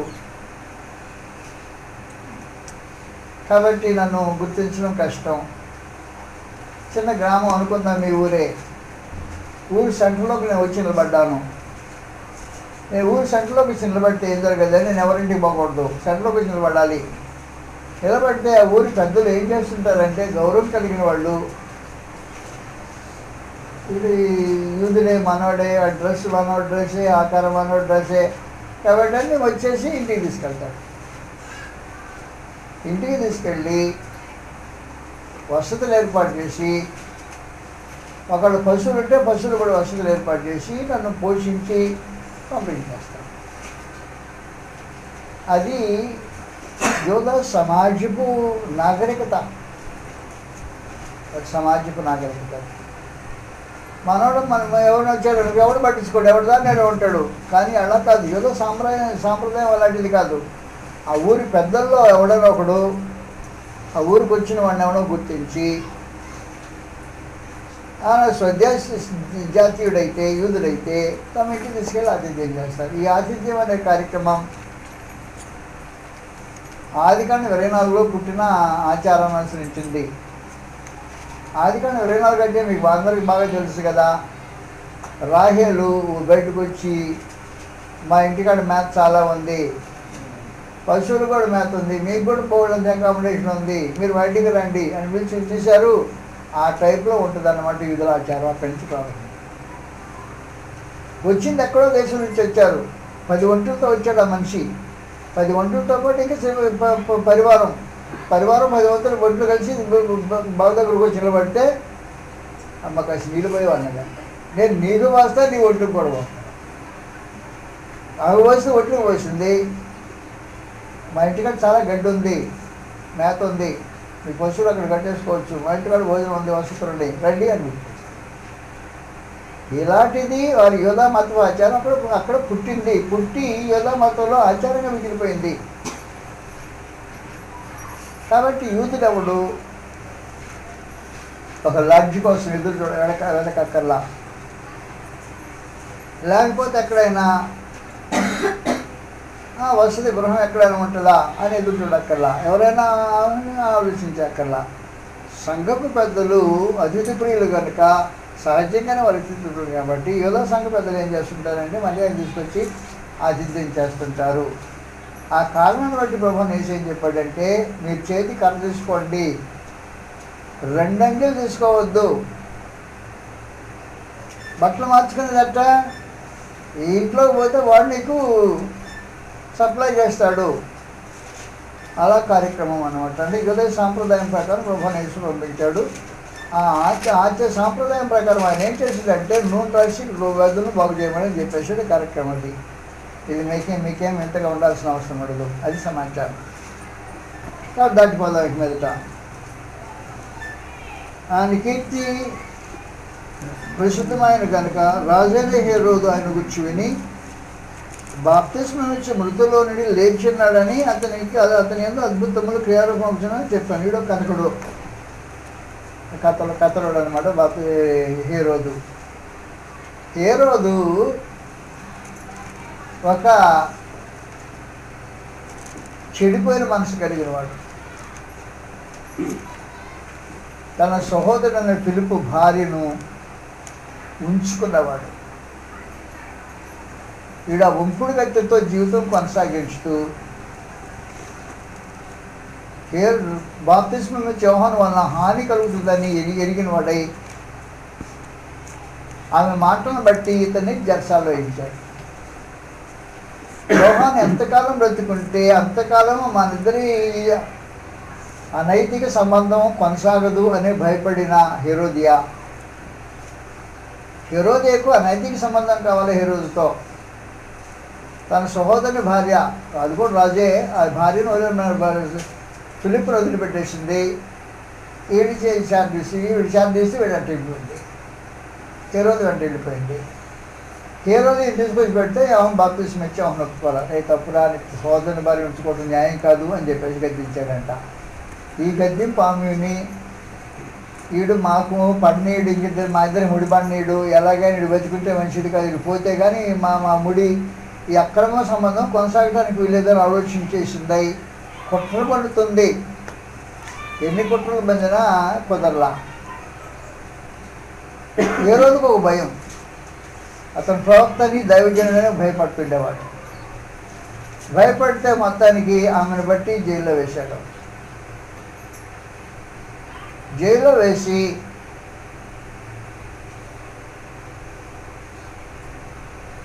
కార్యక్రమం కొనసాగుతున్నాయి. బైబిల్లో 2 బర్త్డేలు జరిగినాయి. 2 బర్త్డేలు సావుతో ముగించాయి. సావు లేకుండా బర్త్డే ముగించలా. కాబట్టి ఒకడు రాజుని పొరవ, అగుప్త రాజుని పొరవ చేసుకున్న బర్త్డే, ఇది 2వ బర్త్డే. కాబట్టి ఇద్దరు రాజులు అన్నిలే, ఇద్దరు బర్త్డే చేసుకున్నారు. ఇద్దరు బర్త్డే సమయంలో ఇద్దరు మనుషులు చంపేయడం జరిగేసింది. అపశృతితో అంతమైంది బర్త్డే. ఈ బర్త్డేలు మనం పనులు తెలుసుకోవడానికి ప్రయత్నం చేస్తున్నాం. ఈ నాగరికత ఎక్కడి నుంచి వచ్చిందో నిజంగా తెలియదు.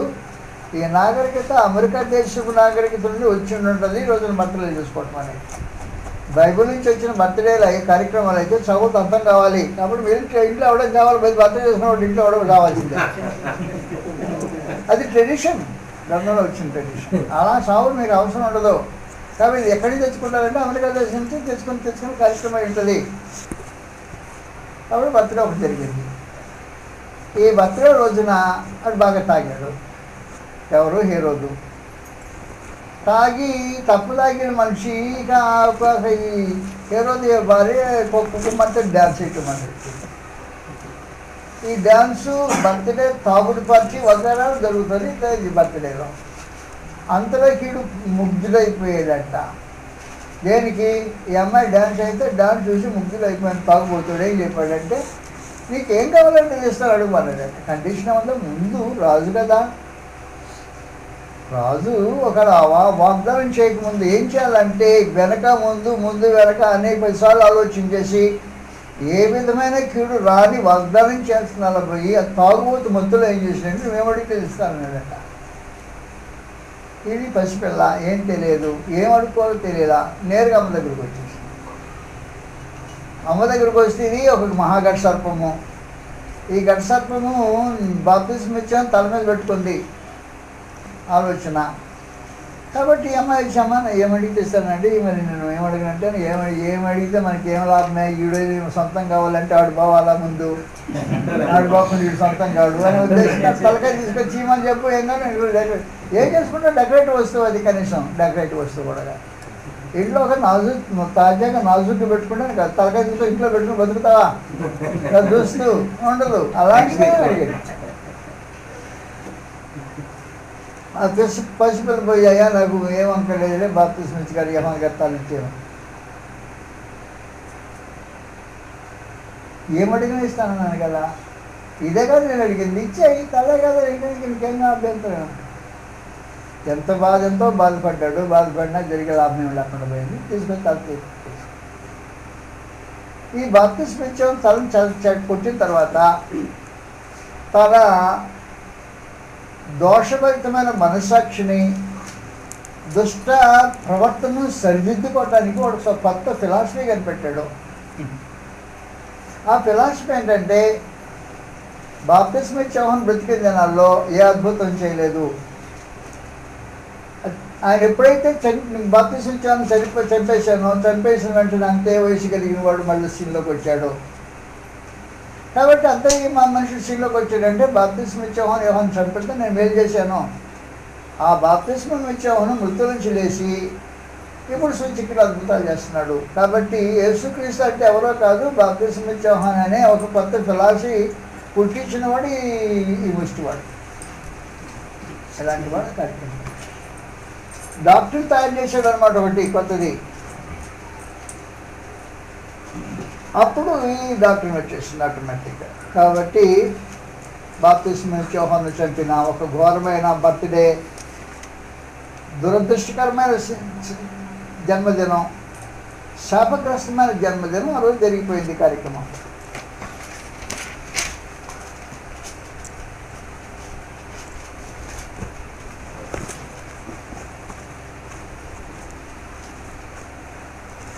అయిపోయిన తర్వాత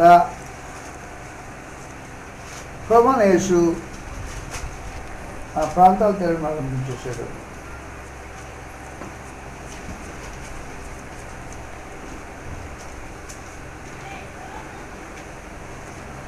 పరిచయులు ఉన్నారు, మహాశయులు, శాస్త్రులు ఉన్నారు, మత నాయకులు.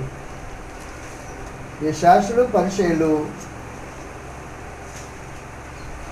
దేవుని సంకల్పంను నిరాకరించిన మనుషులు, యోహాను చేత బాప్తిస్మా పొందకుండా దేవుని సంకల్పం ఇచ్చిన మహానులు ఏం చేస్తున్నారంటే వారి పారంపర్యాచారం వలన దేవుని అగ్ని నిరంతరం చేస్తున్నారు.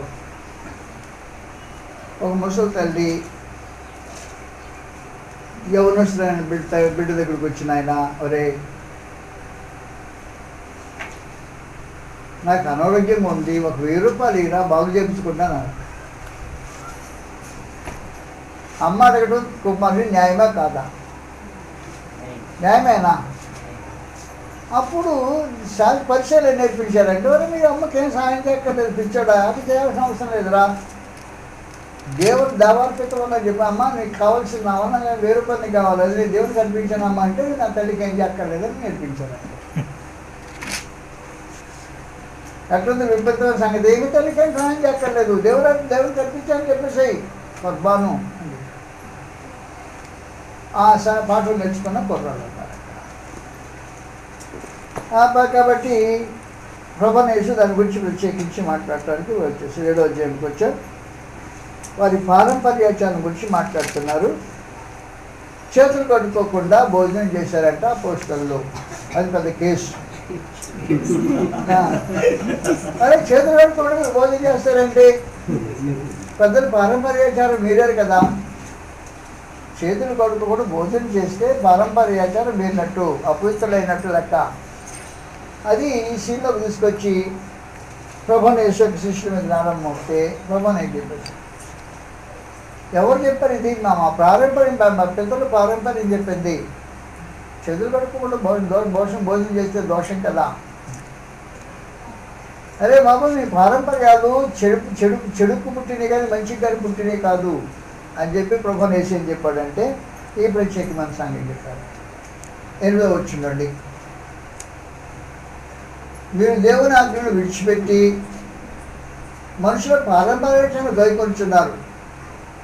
మీరు మీ పారంపర్యాచారంలో గైకొంటున్న దేవుని ఆజ్ఞను బుద్ధిగా నిరాకరించున్నారు. నీ తల్లిదండ్రులను ఘనపరచవద్దని తండ్రినైనా తల్లిని దూషించే వారికి మరణశిక్ష విధింపడం మోషేకి చెప్పాను కదా. అయినను మీరు ఒకరు తండ్రినైనా తల్లిని చూచి నా వలన నీకు ప్రయోజనకరమైనది ఏదో అది కొర్బాను అనగా దేవార్తకుడు చెప్పిన ఎలా తన తండ్రినైనా తల్లినైనా ఆయన తల్లికలు ఏమి చేయనీయక మీరు నియమించిన మీ పారంపర్య దేవుడి వాక్యం అర్థం చేయదు. ఇటువంటి అనేకమైన మీరు చేస్తున్నారని చెప్పారు. అనేకమైన పారంపర్యాచారం కనిపెట్టేశారు. తల్లిదండ్రులను కనపరచాల్సిన అవసరం లేదు. ఎవరు చెప్పారు? దేవుడు కన్నా చెప్పేది. కానీ మేము చెప్పే పారంపర్యం ఏమంటే మీ అమ్మడికింది ఆ నాయన నాకు ఒంట్లో బాగలేదు, 1000 రూపాయలు ఇలా దేవుడు చూపించుకుంటాను అనే అడిగింది అని నువ్వు చేయాల్సిన అవసరం లేదే. మీ తల్లికి ఏం పెద్ద సహాయం చేయాల్సిన అవసరం లేదు. పద్మాను నీకు 1000 రూపాయలు కావన్నా ఆ 1000 రూపాయలు నేను దేవుడిని కనిపిస్తున్నానని చెప్తే నీ తల్లిని చూడాల్సిన అవసరం లేదని చెప్పారంట. కాబట్టి వాళ్ళే చెప్తున్నారు ఈ పారంపర్యం వల్ల దేవుని వాక్యం నేర్పుతారు.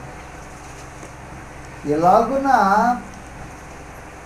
భక్తిహీనులైన పరిశీలన శాస్త్రులు దైవ నియమాన్ని తిప్పివేస్తూ అనుకూలమైన సంగతులు మాత్రం మాట్లాడుతూ దేవుని వాక్యాన్ని అర్థం చేసే కార్యక్రమంలో ప్రభువైన యేసు ఈ సంగతి వారితో మాట్లాడి గట్టిగా ఎదిరించి వారి పారంపర్యాచారకు విరోధంగా సమాచారం తెలియజేశాడు.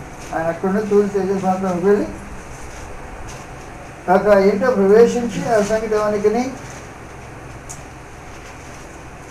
తెలియకుండా కోరిన కానీ ఆయన మరుగేటు లేకపోయాడు. భగవానేసి ఎక్కడ దాగడానికి అవకాశం లేని వ్యక్తి ఒక ఇంట్లో ప్రవేశించి కాసేపు విశ్రాంతిగా ఉందాం అనుకున్నాడంట. ఆ ఇంట్లో ప్రవేశించిన తర్వాత కాసేపు కూడా రహస్యంగా ఉండలేకపోయాడు. ఎందుకంటే కొండ మీద కట్టబడిన పట్టణం మరుగేంటో నెరదు. ప్రభావం వేసిన జీవితము కొండ మీద కట్టబడిన పట్టణం లాంటిది అని మరుగు లేకుండా బహిరంగంగా తేటగా తెలియజేయబడిన పరిస్థితి ఏర్పడింది. అపవిత్రాత్మ పట్టిన చిన్న కుమార్తె గల ఒక స్త్రీ ఆయన విని వెంటనే వచ్చి ఆయన మేము పాదములు పడిన ఆ స్త్రీ ఫెనికయ వంశమును పుట్టిన గ్రీకు దేశస్తురాలు. ఆమె తన కుమార్తెల్లో నుండి ఆ దయ్యమును వెళ్ళగొట్టమని ఆయన వేడుకొని ఆయన ఆమెను చూసి పిల్లల మధ్య తృప్తి పొందవలను.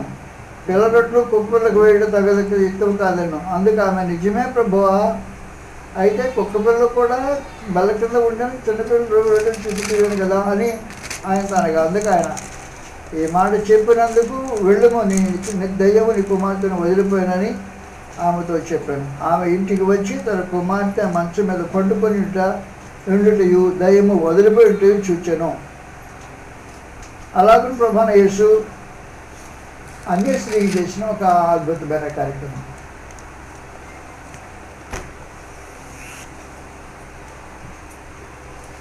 ఆమె విశ్వాసాన్ని పరీక్షించే ప్రభువైన యేసు.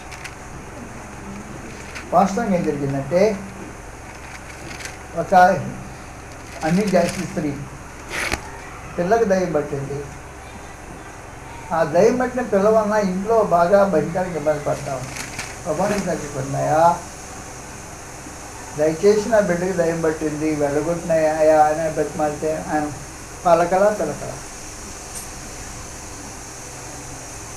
పిలకపోతే శిష్యులు అన్నారు, ఎందుకయ్యా నేను పలకపోతే ఆయన మూలక మాట్లాడిన వెళ్ళగొట్టాయి అన్నారు.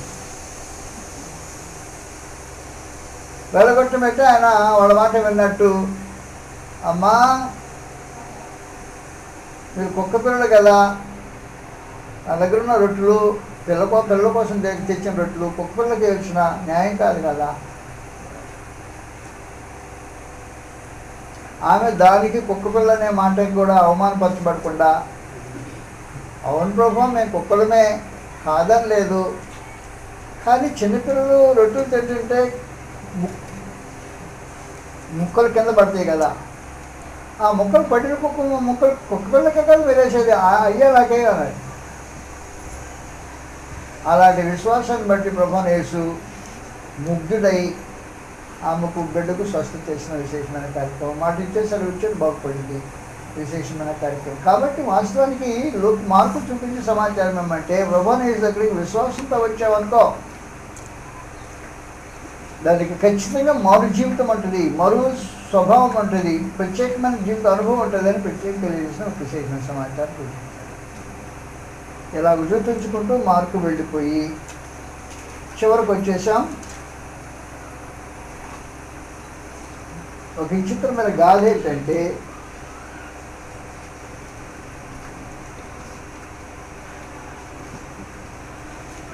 ప్రభువైన యేసు దగ్గరికి వచ్చాడు. ఈయన ప్రభుత్వాన్ని గౌరవిస్తాడా అనే ప్రశ్న. ఈ ప్రభుత్వాన్ని గౌరవిస్తాడనే ప్రశ్నపై వచ్చిన తర్వాత అక్కడికి వచ్చారు. బోధకుడు నువ్వు నీ సత్యవంతుడని దేవుని నేను సత్యం బోధించినావని ఏమైనా లక్ష్య పెట్టవని మా మాట లేనివాడు ఎరుగుదాము, నీకేమి తెలుస్తున్నది కైసరు పంచు న్యాయమా కదా నాతో చెప్పిన హైరుగులు కూడా అని నన్ను శిష్యులు పట్టుకుని ఎదుర్కొంటారు. యేసు వారి వేషధారుని అడిగి చెడుతారని అడిగి వేషధారులను ఎందుకు సాధించున్నారు, పనులు రోగ ఒకటి చూపుడని వారితో చెప్పగా వారు ఆయన ఎందుకు దేవరాలను తెచ్చివి. అప్పుడు ఆయన ఈ రూపమును పైరాత ఎవరిదని అని అడుగగా వారి కైసరుదండి. అందుకే ఆయన అలాగైతే కైసరుకును దేవునికి ఇచ్చాయి, నీ డబ్బులు కైసరికి ఇచ్చాయి, నీ రూపము నీ పైరాత ఎవడిది, దేవుని స్వరూపం దేవుని పోలిక కదా, ఈ రూపం ఎవడిది దేవుడిది కదా, నీవు దేవునికి ఇచ్చుకో, ఆ డబ్బులు కైసరికి ఇచ్చేయండి. ఆ మాటకు వారు ఆశ్చర్యపడిపోయి వెళ్ళిపోవడం జరిగింది. పునరుద్ధానం లేదని చెప్పి సర్దుకొని ఇదొక చెడ్డ తెగ ఈ తెగ పునరుద్ధానం లేదని చెప్పి సంతృప్తారు. ఆడే పెద్ద ప్రశ్న వచ్చింది, పునరుద్ధానం లేదటువంటివే చిక్కేవిలో మా చేతులు అన్నాం. ఎట్లా చిక్కాను మీ చేతిలో? ఏమని చెక్కబాటు ఏంటి? మా ధర్మశాస్త్రం ప్రకారం మోషే అని చెప్పాడు, ఒకడు పిల్లలు లేకుండా పెళ్లి చేసుకుని చనిపోతే ఆమె ఆ చనిపోయిన వాడికి తమ్ముడిని చేసుకోవాలి, ఆ మొదటి తమ్ముడికి పుట్టిన మొదటి బిడ్డ 11 సంతానం అవుతుంది అని చెప్పాడు. అలాగున మా ఊళ్ళో 7 మగవాళ్ళు ఉన్నారు. ఆమె చేసుకున్నాడు, ఒక మొదటి చేసుకున్నాడు, వాడు సంతానంగా తెచ్చాడు. వాడు తమ్ముడు చేసుకున్నాడు, వాడు సంతానంగా తెచ్చాడు. అలాగే 7 చేసుకుని 7 సంతానంగా తెచ్చారు. తెచ్చిన తర్వాత ఆఖరి ఏమ తెచ్చింది. పునరుద్ధానంలో అయితే ఎవడికి భార్య అవుతుందని చెప్పి ఇప్పుడు నాకు చెప్పి దొరికిపోయాను. అదే దేవుని వాక్యం కానీ దేవుని మహిమగా ఎదుగు మీరు పొరపడి మాట్లాడుతున్నారా స్వామి? అసలు పునరుద్ధానంలో స్త్రీలు ఉండరు, పురుషులు ఉండరు. పెళ్లి చేసుకోవటానికి దేవదూతలు ఉంటారు పరలోకంలో. కాబట్టి పరలోకం వెళ్ళేవాడు దేవదూతలు ఉంటారు కాబట్టి అక్కడ పెళ్ళిళ్ళు పేరెంటాలు ఉండవు. అందువల్ల ఎవరు కంగారు పడాల్సిన అవసరం లేదు. స్త్రీ నువ్వు శాశ్వతంగా నిత్యత్వంలో స్త్రీగా ఉంటావు కాదు, పురుషుడు నిత్యత్వంలో శాశ్వతంగా పురుషుడై ఉంటాను ఉండటానికి. స్త్రీ పురుషులనే లైంగిక లింగభేదం లేకుండా అందరూ ఒకే రూపంలో క్రీస్తుని పోలి నిత్యత్వంలో ఉంటారు. అందువల్ల పెళ్ళిళ్ళు చేసుకునే ఇచ్చే ప్రసక్తి ఉండదు. అవయవ నిర్మాణము దేవసభ భౌతికమైన అవయవ నిర్మాణం ఉండే స్థలం కాదు పరలోకం. అందువల్ల పెళ్లి చేసుకోవాల్సిన అవసరం కానీ పెళ్లికి పడవలసిన అవసరం కానీ ఉండే స్థలం కాదు పరలోకం అని ప్రభునేసి చెప్పేసి పునరుద్ధానంలో ఇలాంటి పరిస్థితులు ఉండవు అని చెప్పేటారు. అందువల్ల మీకు అప్పుడప్పుడు ప్రశ్న వస్తుంది, చచ్చిపోయిన తర్వాత ఒకరినొకరు చూసుకుంటారా, మాట్లాడుకుంటారా, బాంధవ్యం ఉంటేనే ఒకటి. ఇది సమాచారం కాదు. పునరుద్ధానులు అయితే అందరూ ఒకే రూపంలో ఉంటారు. నా భార్య నేను గుర్తుపట్టడానికి ఆమె నా భార్యలాగా ఆడమనిషిలాగా ఉండదు, గుర్తుపట్టే అవకాశం ఉండదు. ఓ దేవదూతలు పోలి ఉంటుంది.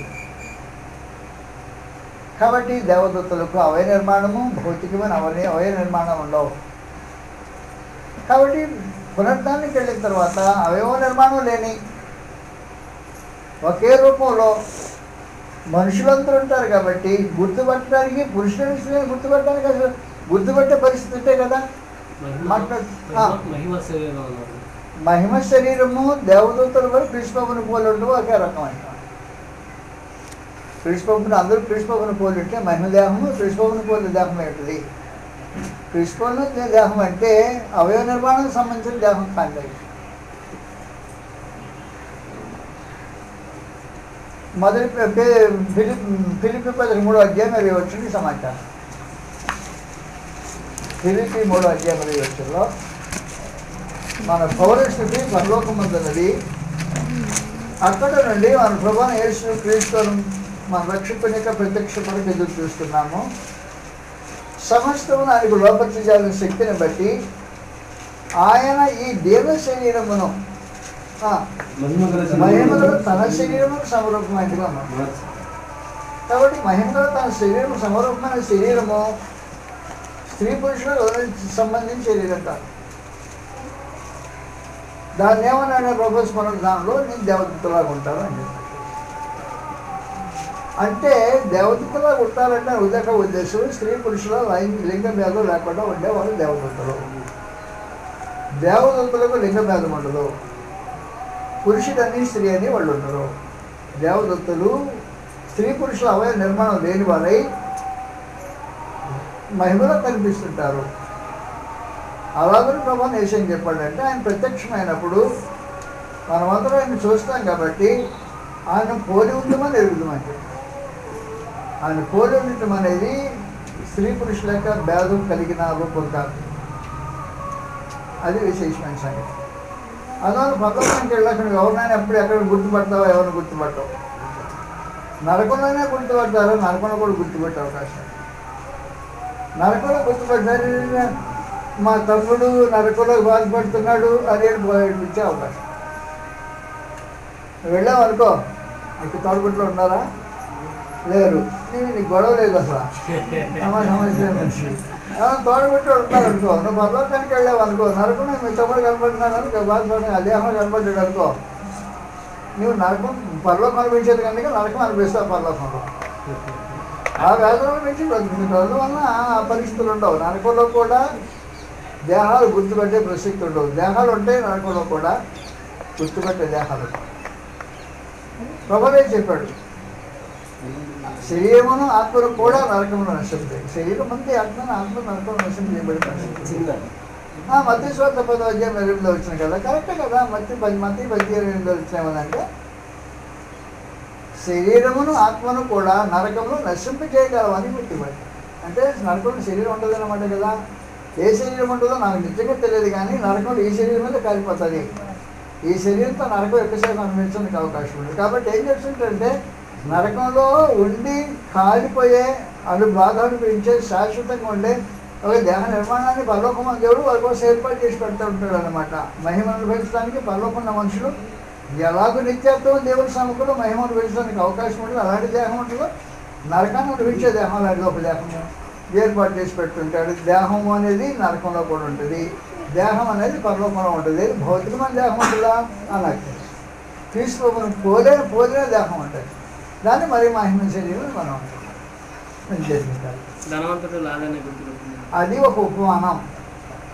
ఆ ఉపమానంలో ఉద్దేశం ఏమంటే మోషే ప్రవక్తలు ఉన్నారు. మోషే ప్రవక్తలు అంటే గ్రంథాలు ఉన్నాయి. మోషే ఉన్న రోజుల్లో భౌతిక మందుకున్న ప్రవక్తలు లేరు. ప్రవక్తల రోజుల్లో మోషే లేడు. మోషే ప్రవక్తలు కలిసి ఉన్నది. మోషే ధర్మశాస్త్రం ఉంది, ప్రవక్త లేఖనాలు ఉన్నాయి. మోషే ధర్మశాస్త్రం ప్రవక్త లేఖనాలు నమ్మకపోతే చచ్చినోడు బ్రతికొచ్చిన చెప్పిన నమ్ముడు అనే ఆ సూత్రాన్ని స్థాపించడానికి ఉపమానం ప్రభావం వేసి చెప్పాడు అంటే సమాజం. అది ఉపమానే కానీ జరిగిన కథ కాదు. ఏం చేస్తాం మనం? కథలు చెప్తాం, నేనే కథలు నిజం అంటాం, నిజం కథలు అంటాం, నేను చేసి కథంటే జనులు కన్ఫ్యూజ్ అయిపోతారు. జనులు కన్ఫ్యూజ్ చేయకూడదు. భోసవార్తలు ఉండేవాడు. ఇది ఉపమానం మాత్రమే. ఉపమానంలో మనం కొన్ని సూత్రాలు పాటించి చూస్తాం. పలానా సూత్రం ఉంది, పలానా సూత్రం ఉంది అని సూత్రాలు చూస్తున్నాయి, కానీ టోటల్గా సంపూర్ణంగా ఇదంతా జరిగిన కథని మాత్రం మనం ఆలోచించాలి. దాంట్లో ఉండే ఒక విశేషమైన సంగతి ఏమంటే ఒక పాలసీ వైజ్గా ఏముందంటే పాతాళము అపవాది యొక్క ఆధీనంలో ఆడించబడుతుంది. అపవాది ఆధీనంలో ఆడించబడేటప్పుడు పాతాళం ఏం చేస్తుంటుందంటే మరణ ద్వారాలను చుట్టుకొని ఉంటుంది. ఈ మరణం గుండా వెళ్ళే ప్రతి వాడిని పాతాళం మింగేస్తుంటుంది. అది మామూలు సత్యం. ఎలాగో పాతాళంలో ప్రతి మనిషిని మింగేయడానికి అపవాది తన పాతాళాన్ని వాడుతుంటుంది. ఇది వాడుతుంటే పరమాత్ముడు ఏం చేస్తుంటాడంటే తన యందు భయభక్తులు కలిగిన వాడు పాతాళానికి వెళ్ళకూడదని ఎవరి గురించి ఆయన ఆలోచన చేస్తుంటాడో వారిని ఈ పాతాళపు మింగే దాని దగ్గర తప్పించడానికి తన దూతలు పంపిస్తాడు. దూతలు వచ్చి పాతాళ వశమే కాకుండా భక్తులను తీసుకుని వెళ్తాడు. ఆ సూత్రం మాత్రం దాంట్లో మిగిలి ఉంది చూడటానికి. అంతేగాని మిగిలిందంతా ఉపమానమే కానీ వాస్తవం కాదు. ఆ సంగతి చెప్పడానికి మాత్రం ఉపయోగిస్తాను. ధర్మశాస్త్రము మోషే రాసింది, ప్రవక్త గ్రంథాలు. కాబట్టి ధర్మశాస్త్రం ప్రవక్త గ్రంథాలు ఉన్నప్పుడు వాటిని నమ్మకపోతే చచ్చినోడు లేచేస్తే మాత్రం నమ్ముతాడా? అలా అది నిజంగా జరిగిన కథ అంట. పెద్దకోళ్ళు నీళ్ళు పోసుకుందంటారు. దాని అర్థం ఏంటి నాకు తెలియదు. నీళ్ళు పోసుకుందంట. పెద్దకోళ్ళు నీళ్ళు పోసుకుందంట. నీళ్ళు పోసుకుందంటే ఏంటి? ఎప్పుడు నీళ్ళు పోసుకోకుండా ఎవరు ఉంటారు? ఏమో నీళ్ళు పోసుకుందంటే పెద్ద విశేషమైన సంగతి అని చెప్పారు. నాకు నీళ్ళు పోసుకుందంట అని చెప్పారు. ఏదైనా నీళ్ళు పోసుకుంటే ఎట్లుంటారా అసలు జనం అనేవాళ్ళు. అప్పుడు తర్వాత ఏమన్నా లేదు, నీళ్ళు పోసుకున్నారంటే గర్భవతిగా ఉందంట అన్నారు. అది అయితే అయిపోయింది. ఆ రోజున ఆ ఇంట్లో ముసలోళ్ళు చనిపోయాడు. చనిపోయిన తర్వాత ఈ అమ్మాయి నీళ్ళు పోసుకుంటుంది. ఈ నీళ్ళు పోసుకున్న అమ్మాయికి సాయంత్రం పాతి పట్టి వచ్చారు కదా, పాతి పట్టి వచ్చిన తర్వాత సంధ్య చీకట్లో 7 గంటల వేళ ఆ అత్తగారిని పిలిచి, అత్త మామూడు పోయి ఇప్పుడే ఆ ముష్టాడు ఇటు ఎందుకు వచ్చాడు అని చెప్పి తెలుసు. ఆ ముష్టి ఇప్పుడు దాకా ఏడ్చింది, ఏ వద్ద తీసుకెళ్ళి సమాజం చేద్దాం అన్నది. ఏ వచ్చిందో అది ముష్టాడు ఇంటికి వచ్చాడు అని చెప్పాడు. ఎందుకు ముష్టాడు ఎందుకు వచ్చిందంటే గర్భవతి అని కోడల గర్భానికి ఏమన్నా ఇబ్బంది కలుగుద్దామో అని ముష్టాడు చెప్తామని. అండ్ నిజంగా మనిషి బ్రతికొస్తే మాట వింటారా?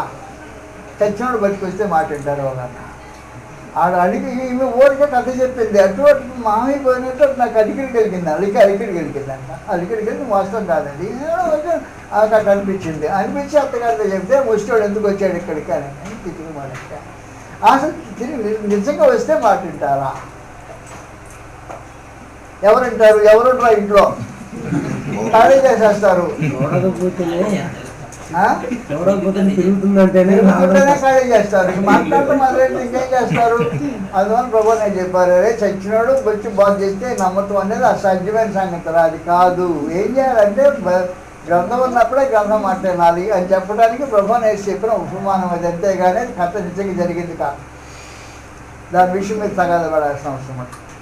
ఇది సంగతి. అందువల్ల ఎవరు మాట్లాడుకుంటూ పోతే మార్క్స్ తిరిగి అయిపోయేది కదా అనుకో. చివరికి వచ్చేసాను. ఏం చెప్పేశానంటే వారం రోజులు ఉండదనగా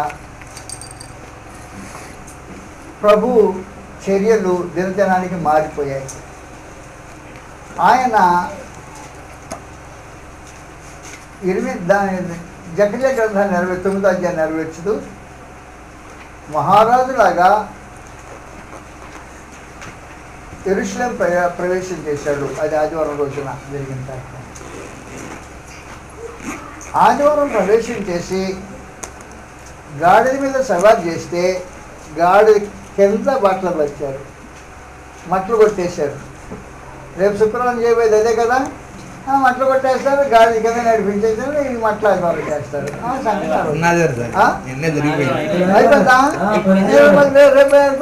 నేనే తోడు చెప్పాను. అందువల్ల ఏం జరిగిందంటే అది అయిపోయింది. అయిపోయిన తర్వాత ప్రభనేసు అంజూరపు పండ్ల కాని కాలంలో పండుగ అయిపోయిన చెట్టును చూపించడం జరిగింది. స్వామి మంగళవారంలో ప్రభనేసు వారితో మాట్లాడటం జరిగింది. బుధవారం ఇలాగ రోజుకు ఒక 10 కార్యక్రమం జరిగించేసి శుక్రవారంకి వచ్చేటప్పటికి ఆయన శిలువ వేయబడి గురువారం రోజు రాత్రి భోజనం పెట్టాడు. అది ప్రభరాత్రి. శుక్రవారం రాత్రి ఏం చేసి అప్పగించబడ్డాడు. కాదు గురువారం రాత్రి అప్పగించబడ్డాడు. శుక్రవారం రాత్రి పగలపూట ఉదయం 9 గంటలకు శిలువ వేయబడ్డాడు. 3 గంటల కాబట్టి శిలువ కారణం ముగించబడింది. సమాధి జరిగించేసేసాడు. సమాధి అస్తమయం కాకముందు సమాధి జరిగింది కాబట్టి ఆయన శుక్రవారం రోజు పూర్తిగా లెక్క వేయబడ్డాడు. ఒక దినం. రెండో రోజు శనివారం అస్తమయం ఉదయం కలిపి శనివారం అవుతుంది. మళ్ళీ మూడో దినానికి సంబంధించి ఉదయంతో ప్రారంభం మంచి అస్తమయం అయిపోతుంది కాబట్టి మూడో దినమున ప్రభనేసు వృత్తుల నుంచి లేపబడ్డాడు అనే ఒక విశేషమైన కార్యక్రమం మార్క్స్ వార్త తెలియజేస్తుంటుంది. కాబట్టి ప్రభనేసు వృత్తుల నుంచి లేపబడిన తర్వాత ఆయన 12 మంది అపోస్తలుల దగ్గరకు వస్తే వాళ్ళు నమ్మినోడు కాదు, అనుమానిస్తూ ఉన్నారు.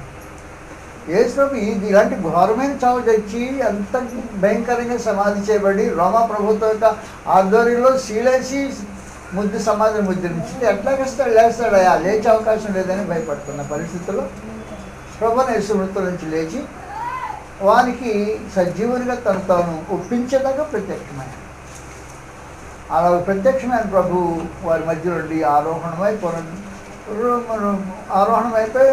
ఈ పరలోకం చేర్చుకొనబడిన తర్వాత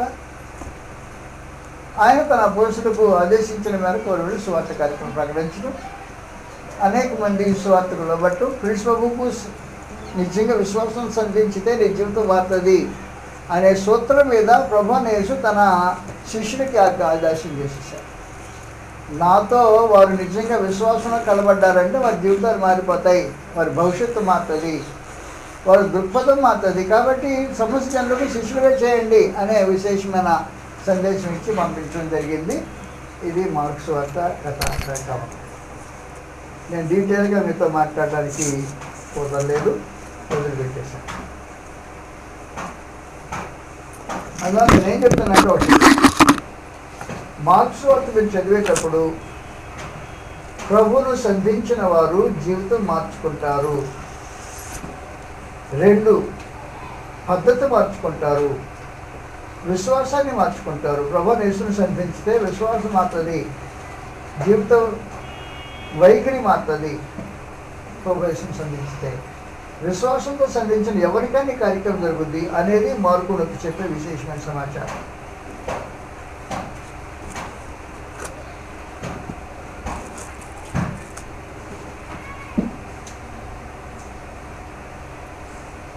ఈ దృష్టితో వీళ్ళ మార్క్స్ వార్తను చదివితే మార్క్స్ వార్తకు విశేషమైన మనం తెలుసుకుని అవకాశం. ప్రత్యేకించి రోమిలకు ఈ సందేశం ఇవ్వబడింది కాబట్టి రోమిడు ఏ విధంగా చూస్తాడంటే యేసుక్రీస్తు అంత మనగాడా, ఆయన ఎంత మనగాడో అనేది చూపించడానికి దేవుని సేవకుడు క్రీస్తు ఎంత మనగాడు అని చూపించడం మార్క్ యొక్క ఉద్దేశమైంది. ఎంత మనగాడు అనుకుంటున్నాం, ఆయన వెళ్ళిన ప్రతి స్థలంలో జనాలు మూగుతారు, ఎక్కిస్తున్నారు. ఆమె వెళ్ళిన ప్రతి చోట ఆశ్చర్యమైన కార్యాలు జరిగిస్తాడు. ఆయన ఉంటే దయ్యాలు సైతము వచ్చి మోకరించి ఆయన దృశ్యాలను తెస్తాయి. ఆయన అంటే అని విశేషించి మాట్లాడి, కాబట్టి వాస్తవానికి ఆయన అలా కనిపించలేదు మానవ జాతికి. మామూలు సామాన్యమైన మానవుడిగా కనిపించాడు.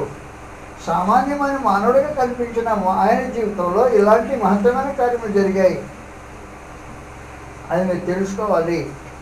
యేసు దేవుని కుమారుడని మీరు నమ్మాలి అనే విశేషమైన సమాచారము రోమిలు ప్రదర్శించి, మీ ఎవడైనా మనగాడు రోమిడు గొప్ప సాధకుడు అంటే ఆ కార్యసాధకుడు మించిన కార్యసాధక చరిత్ర కలిగిన వాడు యేసు అని విశేషించి స్థాపించి ఒప్పించడానికి కొనుక్కున్నవాడు మార్కు. కనుక ఈ మార్కు స్వార్త మనం చదివేటప్పుడు క్రీస్తు యొక్క మహత్తరమైన కార్యములు, ఆయన ఘనతలు, ఇతర జీవితంలో ఆయన చేసిన మార్పులు, మారిన మనుషులు ఎలా జీవితాన్ని మార్చుకుని ప్రభు సముఖానికి వచ్చారో ఆ సందేశాలు వినిపించడం చాలా ప్రత్యేకమైన సంగతి. ఈ రూపంగా మీరు గ్రంథం చదివి మీరు పొందాలని మేము మాట్లాడి ప్రార్థన చేసుకుంటాం.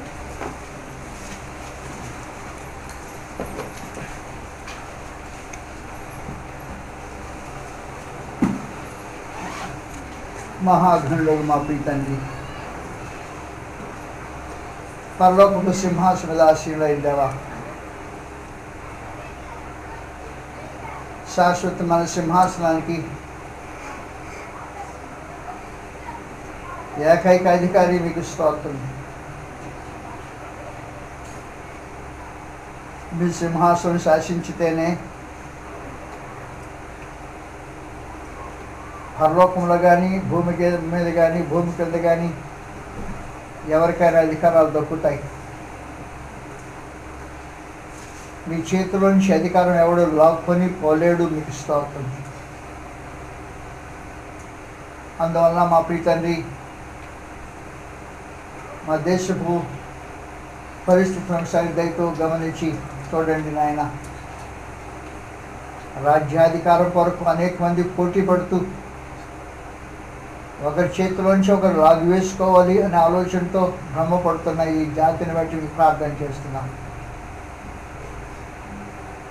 ఒకరి ప్రభావం వలన, ఘనత వలన, ఒకరికున్న మర్యాద వలన రాజ్యాధికారం దక్కదు. మీకు స్తోత్రం.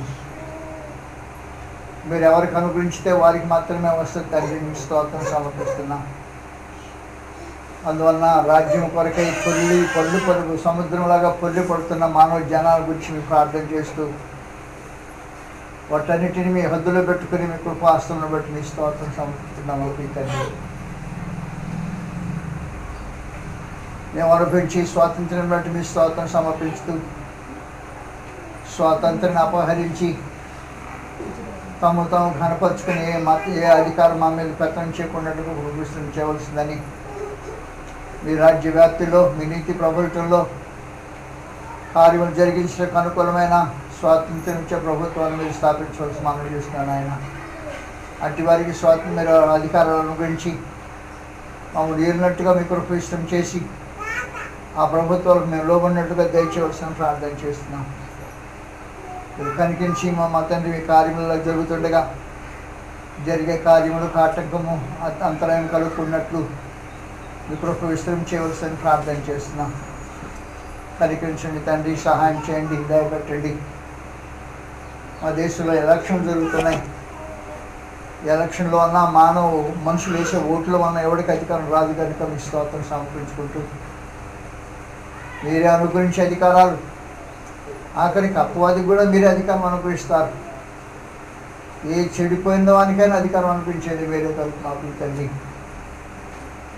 మీ అధికారం, మీరు అనుగ్రహించే అధికారం మాకు స్వతంత్రం ఇచ్చే వారికి మీరు దయచేయవలసిందని కోరుకుంటూ సమస్య దౌష్ట్యం తప్పించవలసిందని, తిరిగి మీ సంపూర్ణ కూడి మీ కాపుదల భద్రత అనుగ్రహించవలసిందని, మీ గ్రంథంలో అద్భుతమైన సంగతి మేము చూడగలిగినట్టుగా మా కృపను విస్తరించవలసిందని మా ప్రభువైన యేసుక్రీస్తు వారి నామంలో మా ప్రార్థనను సమర్పించుకుంటున్నాం. మా పీపర్లోకి తండ్రి. ఆమేన్.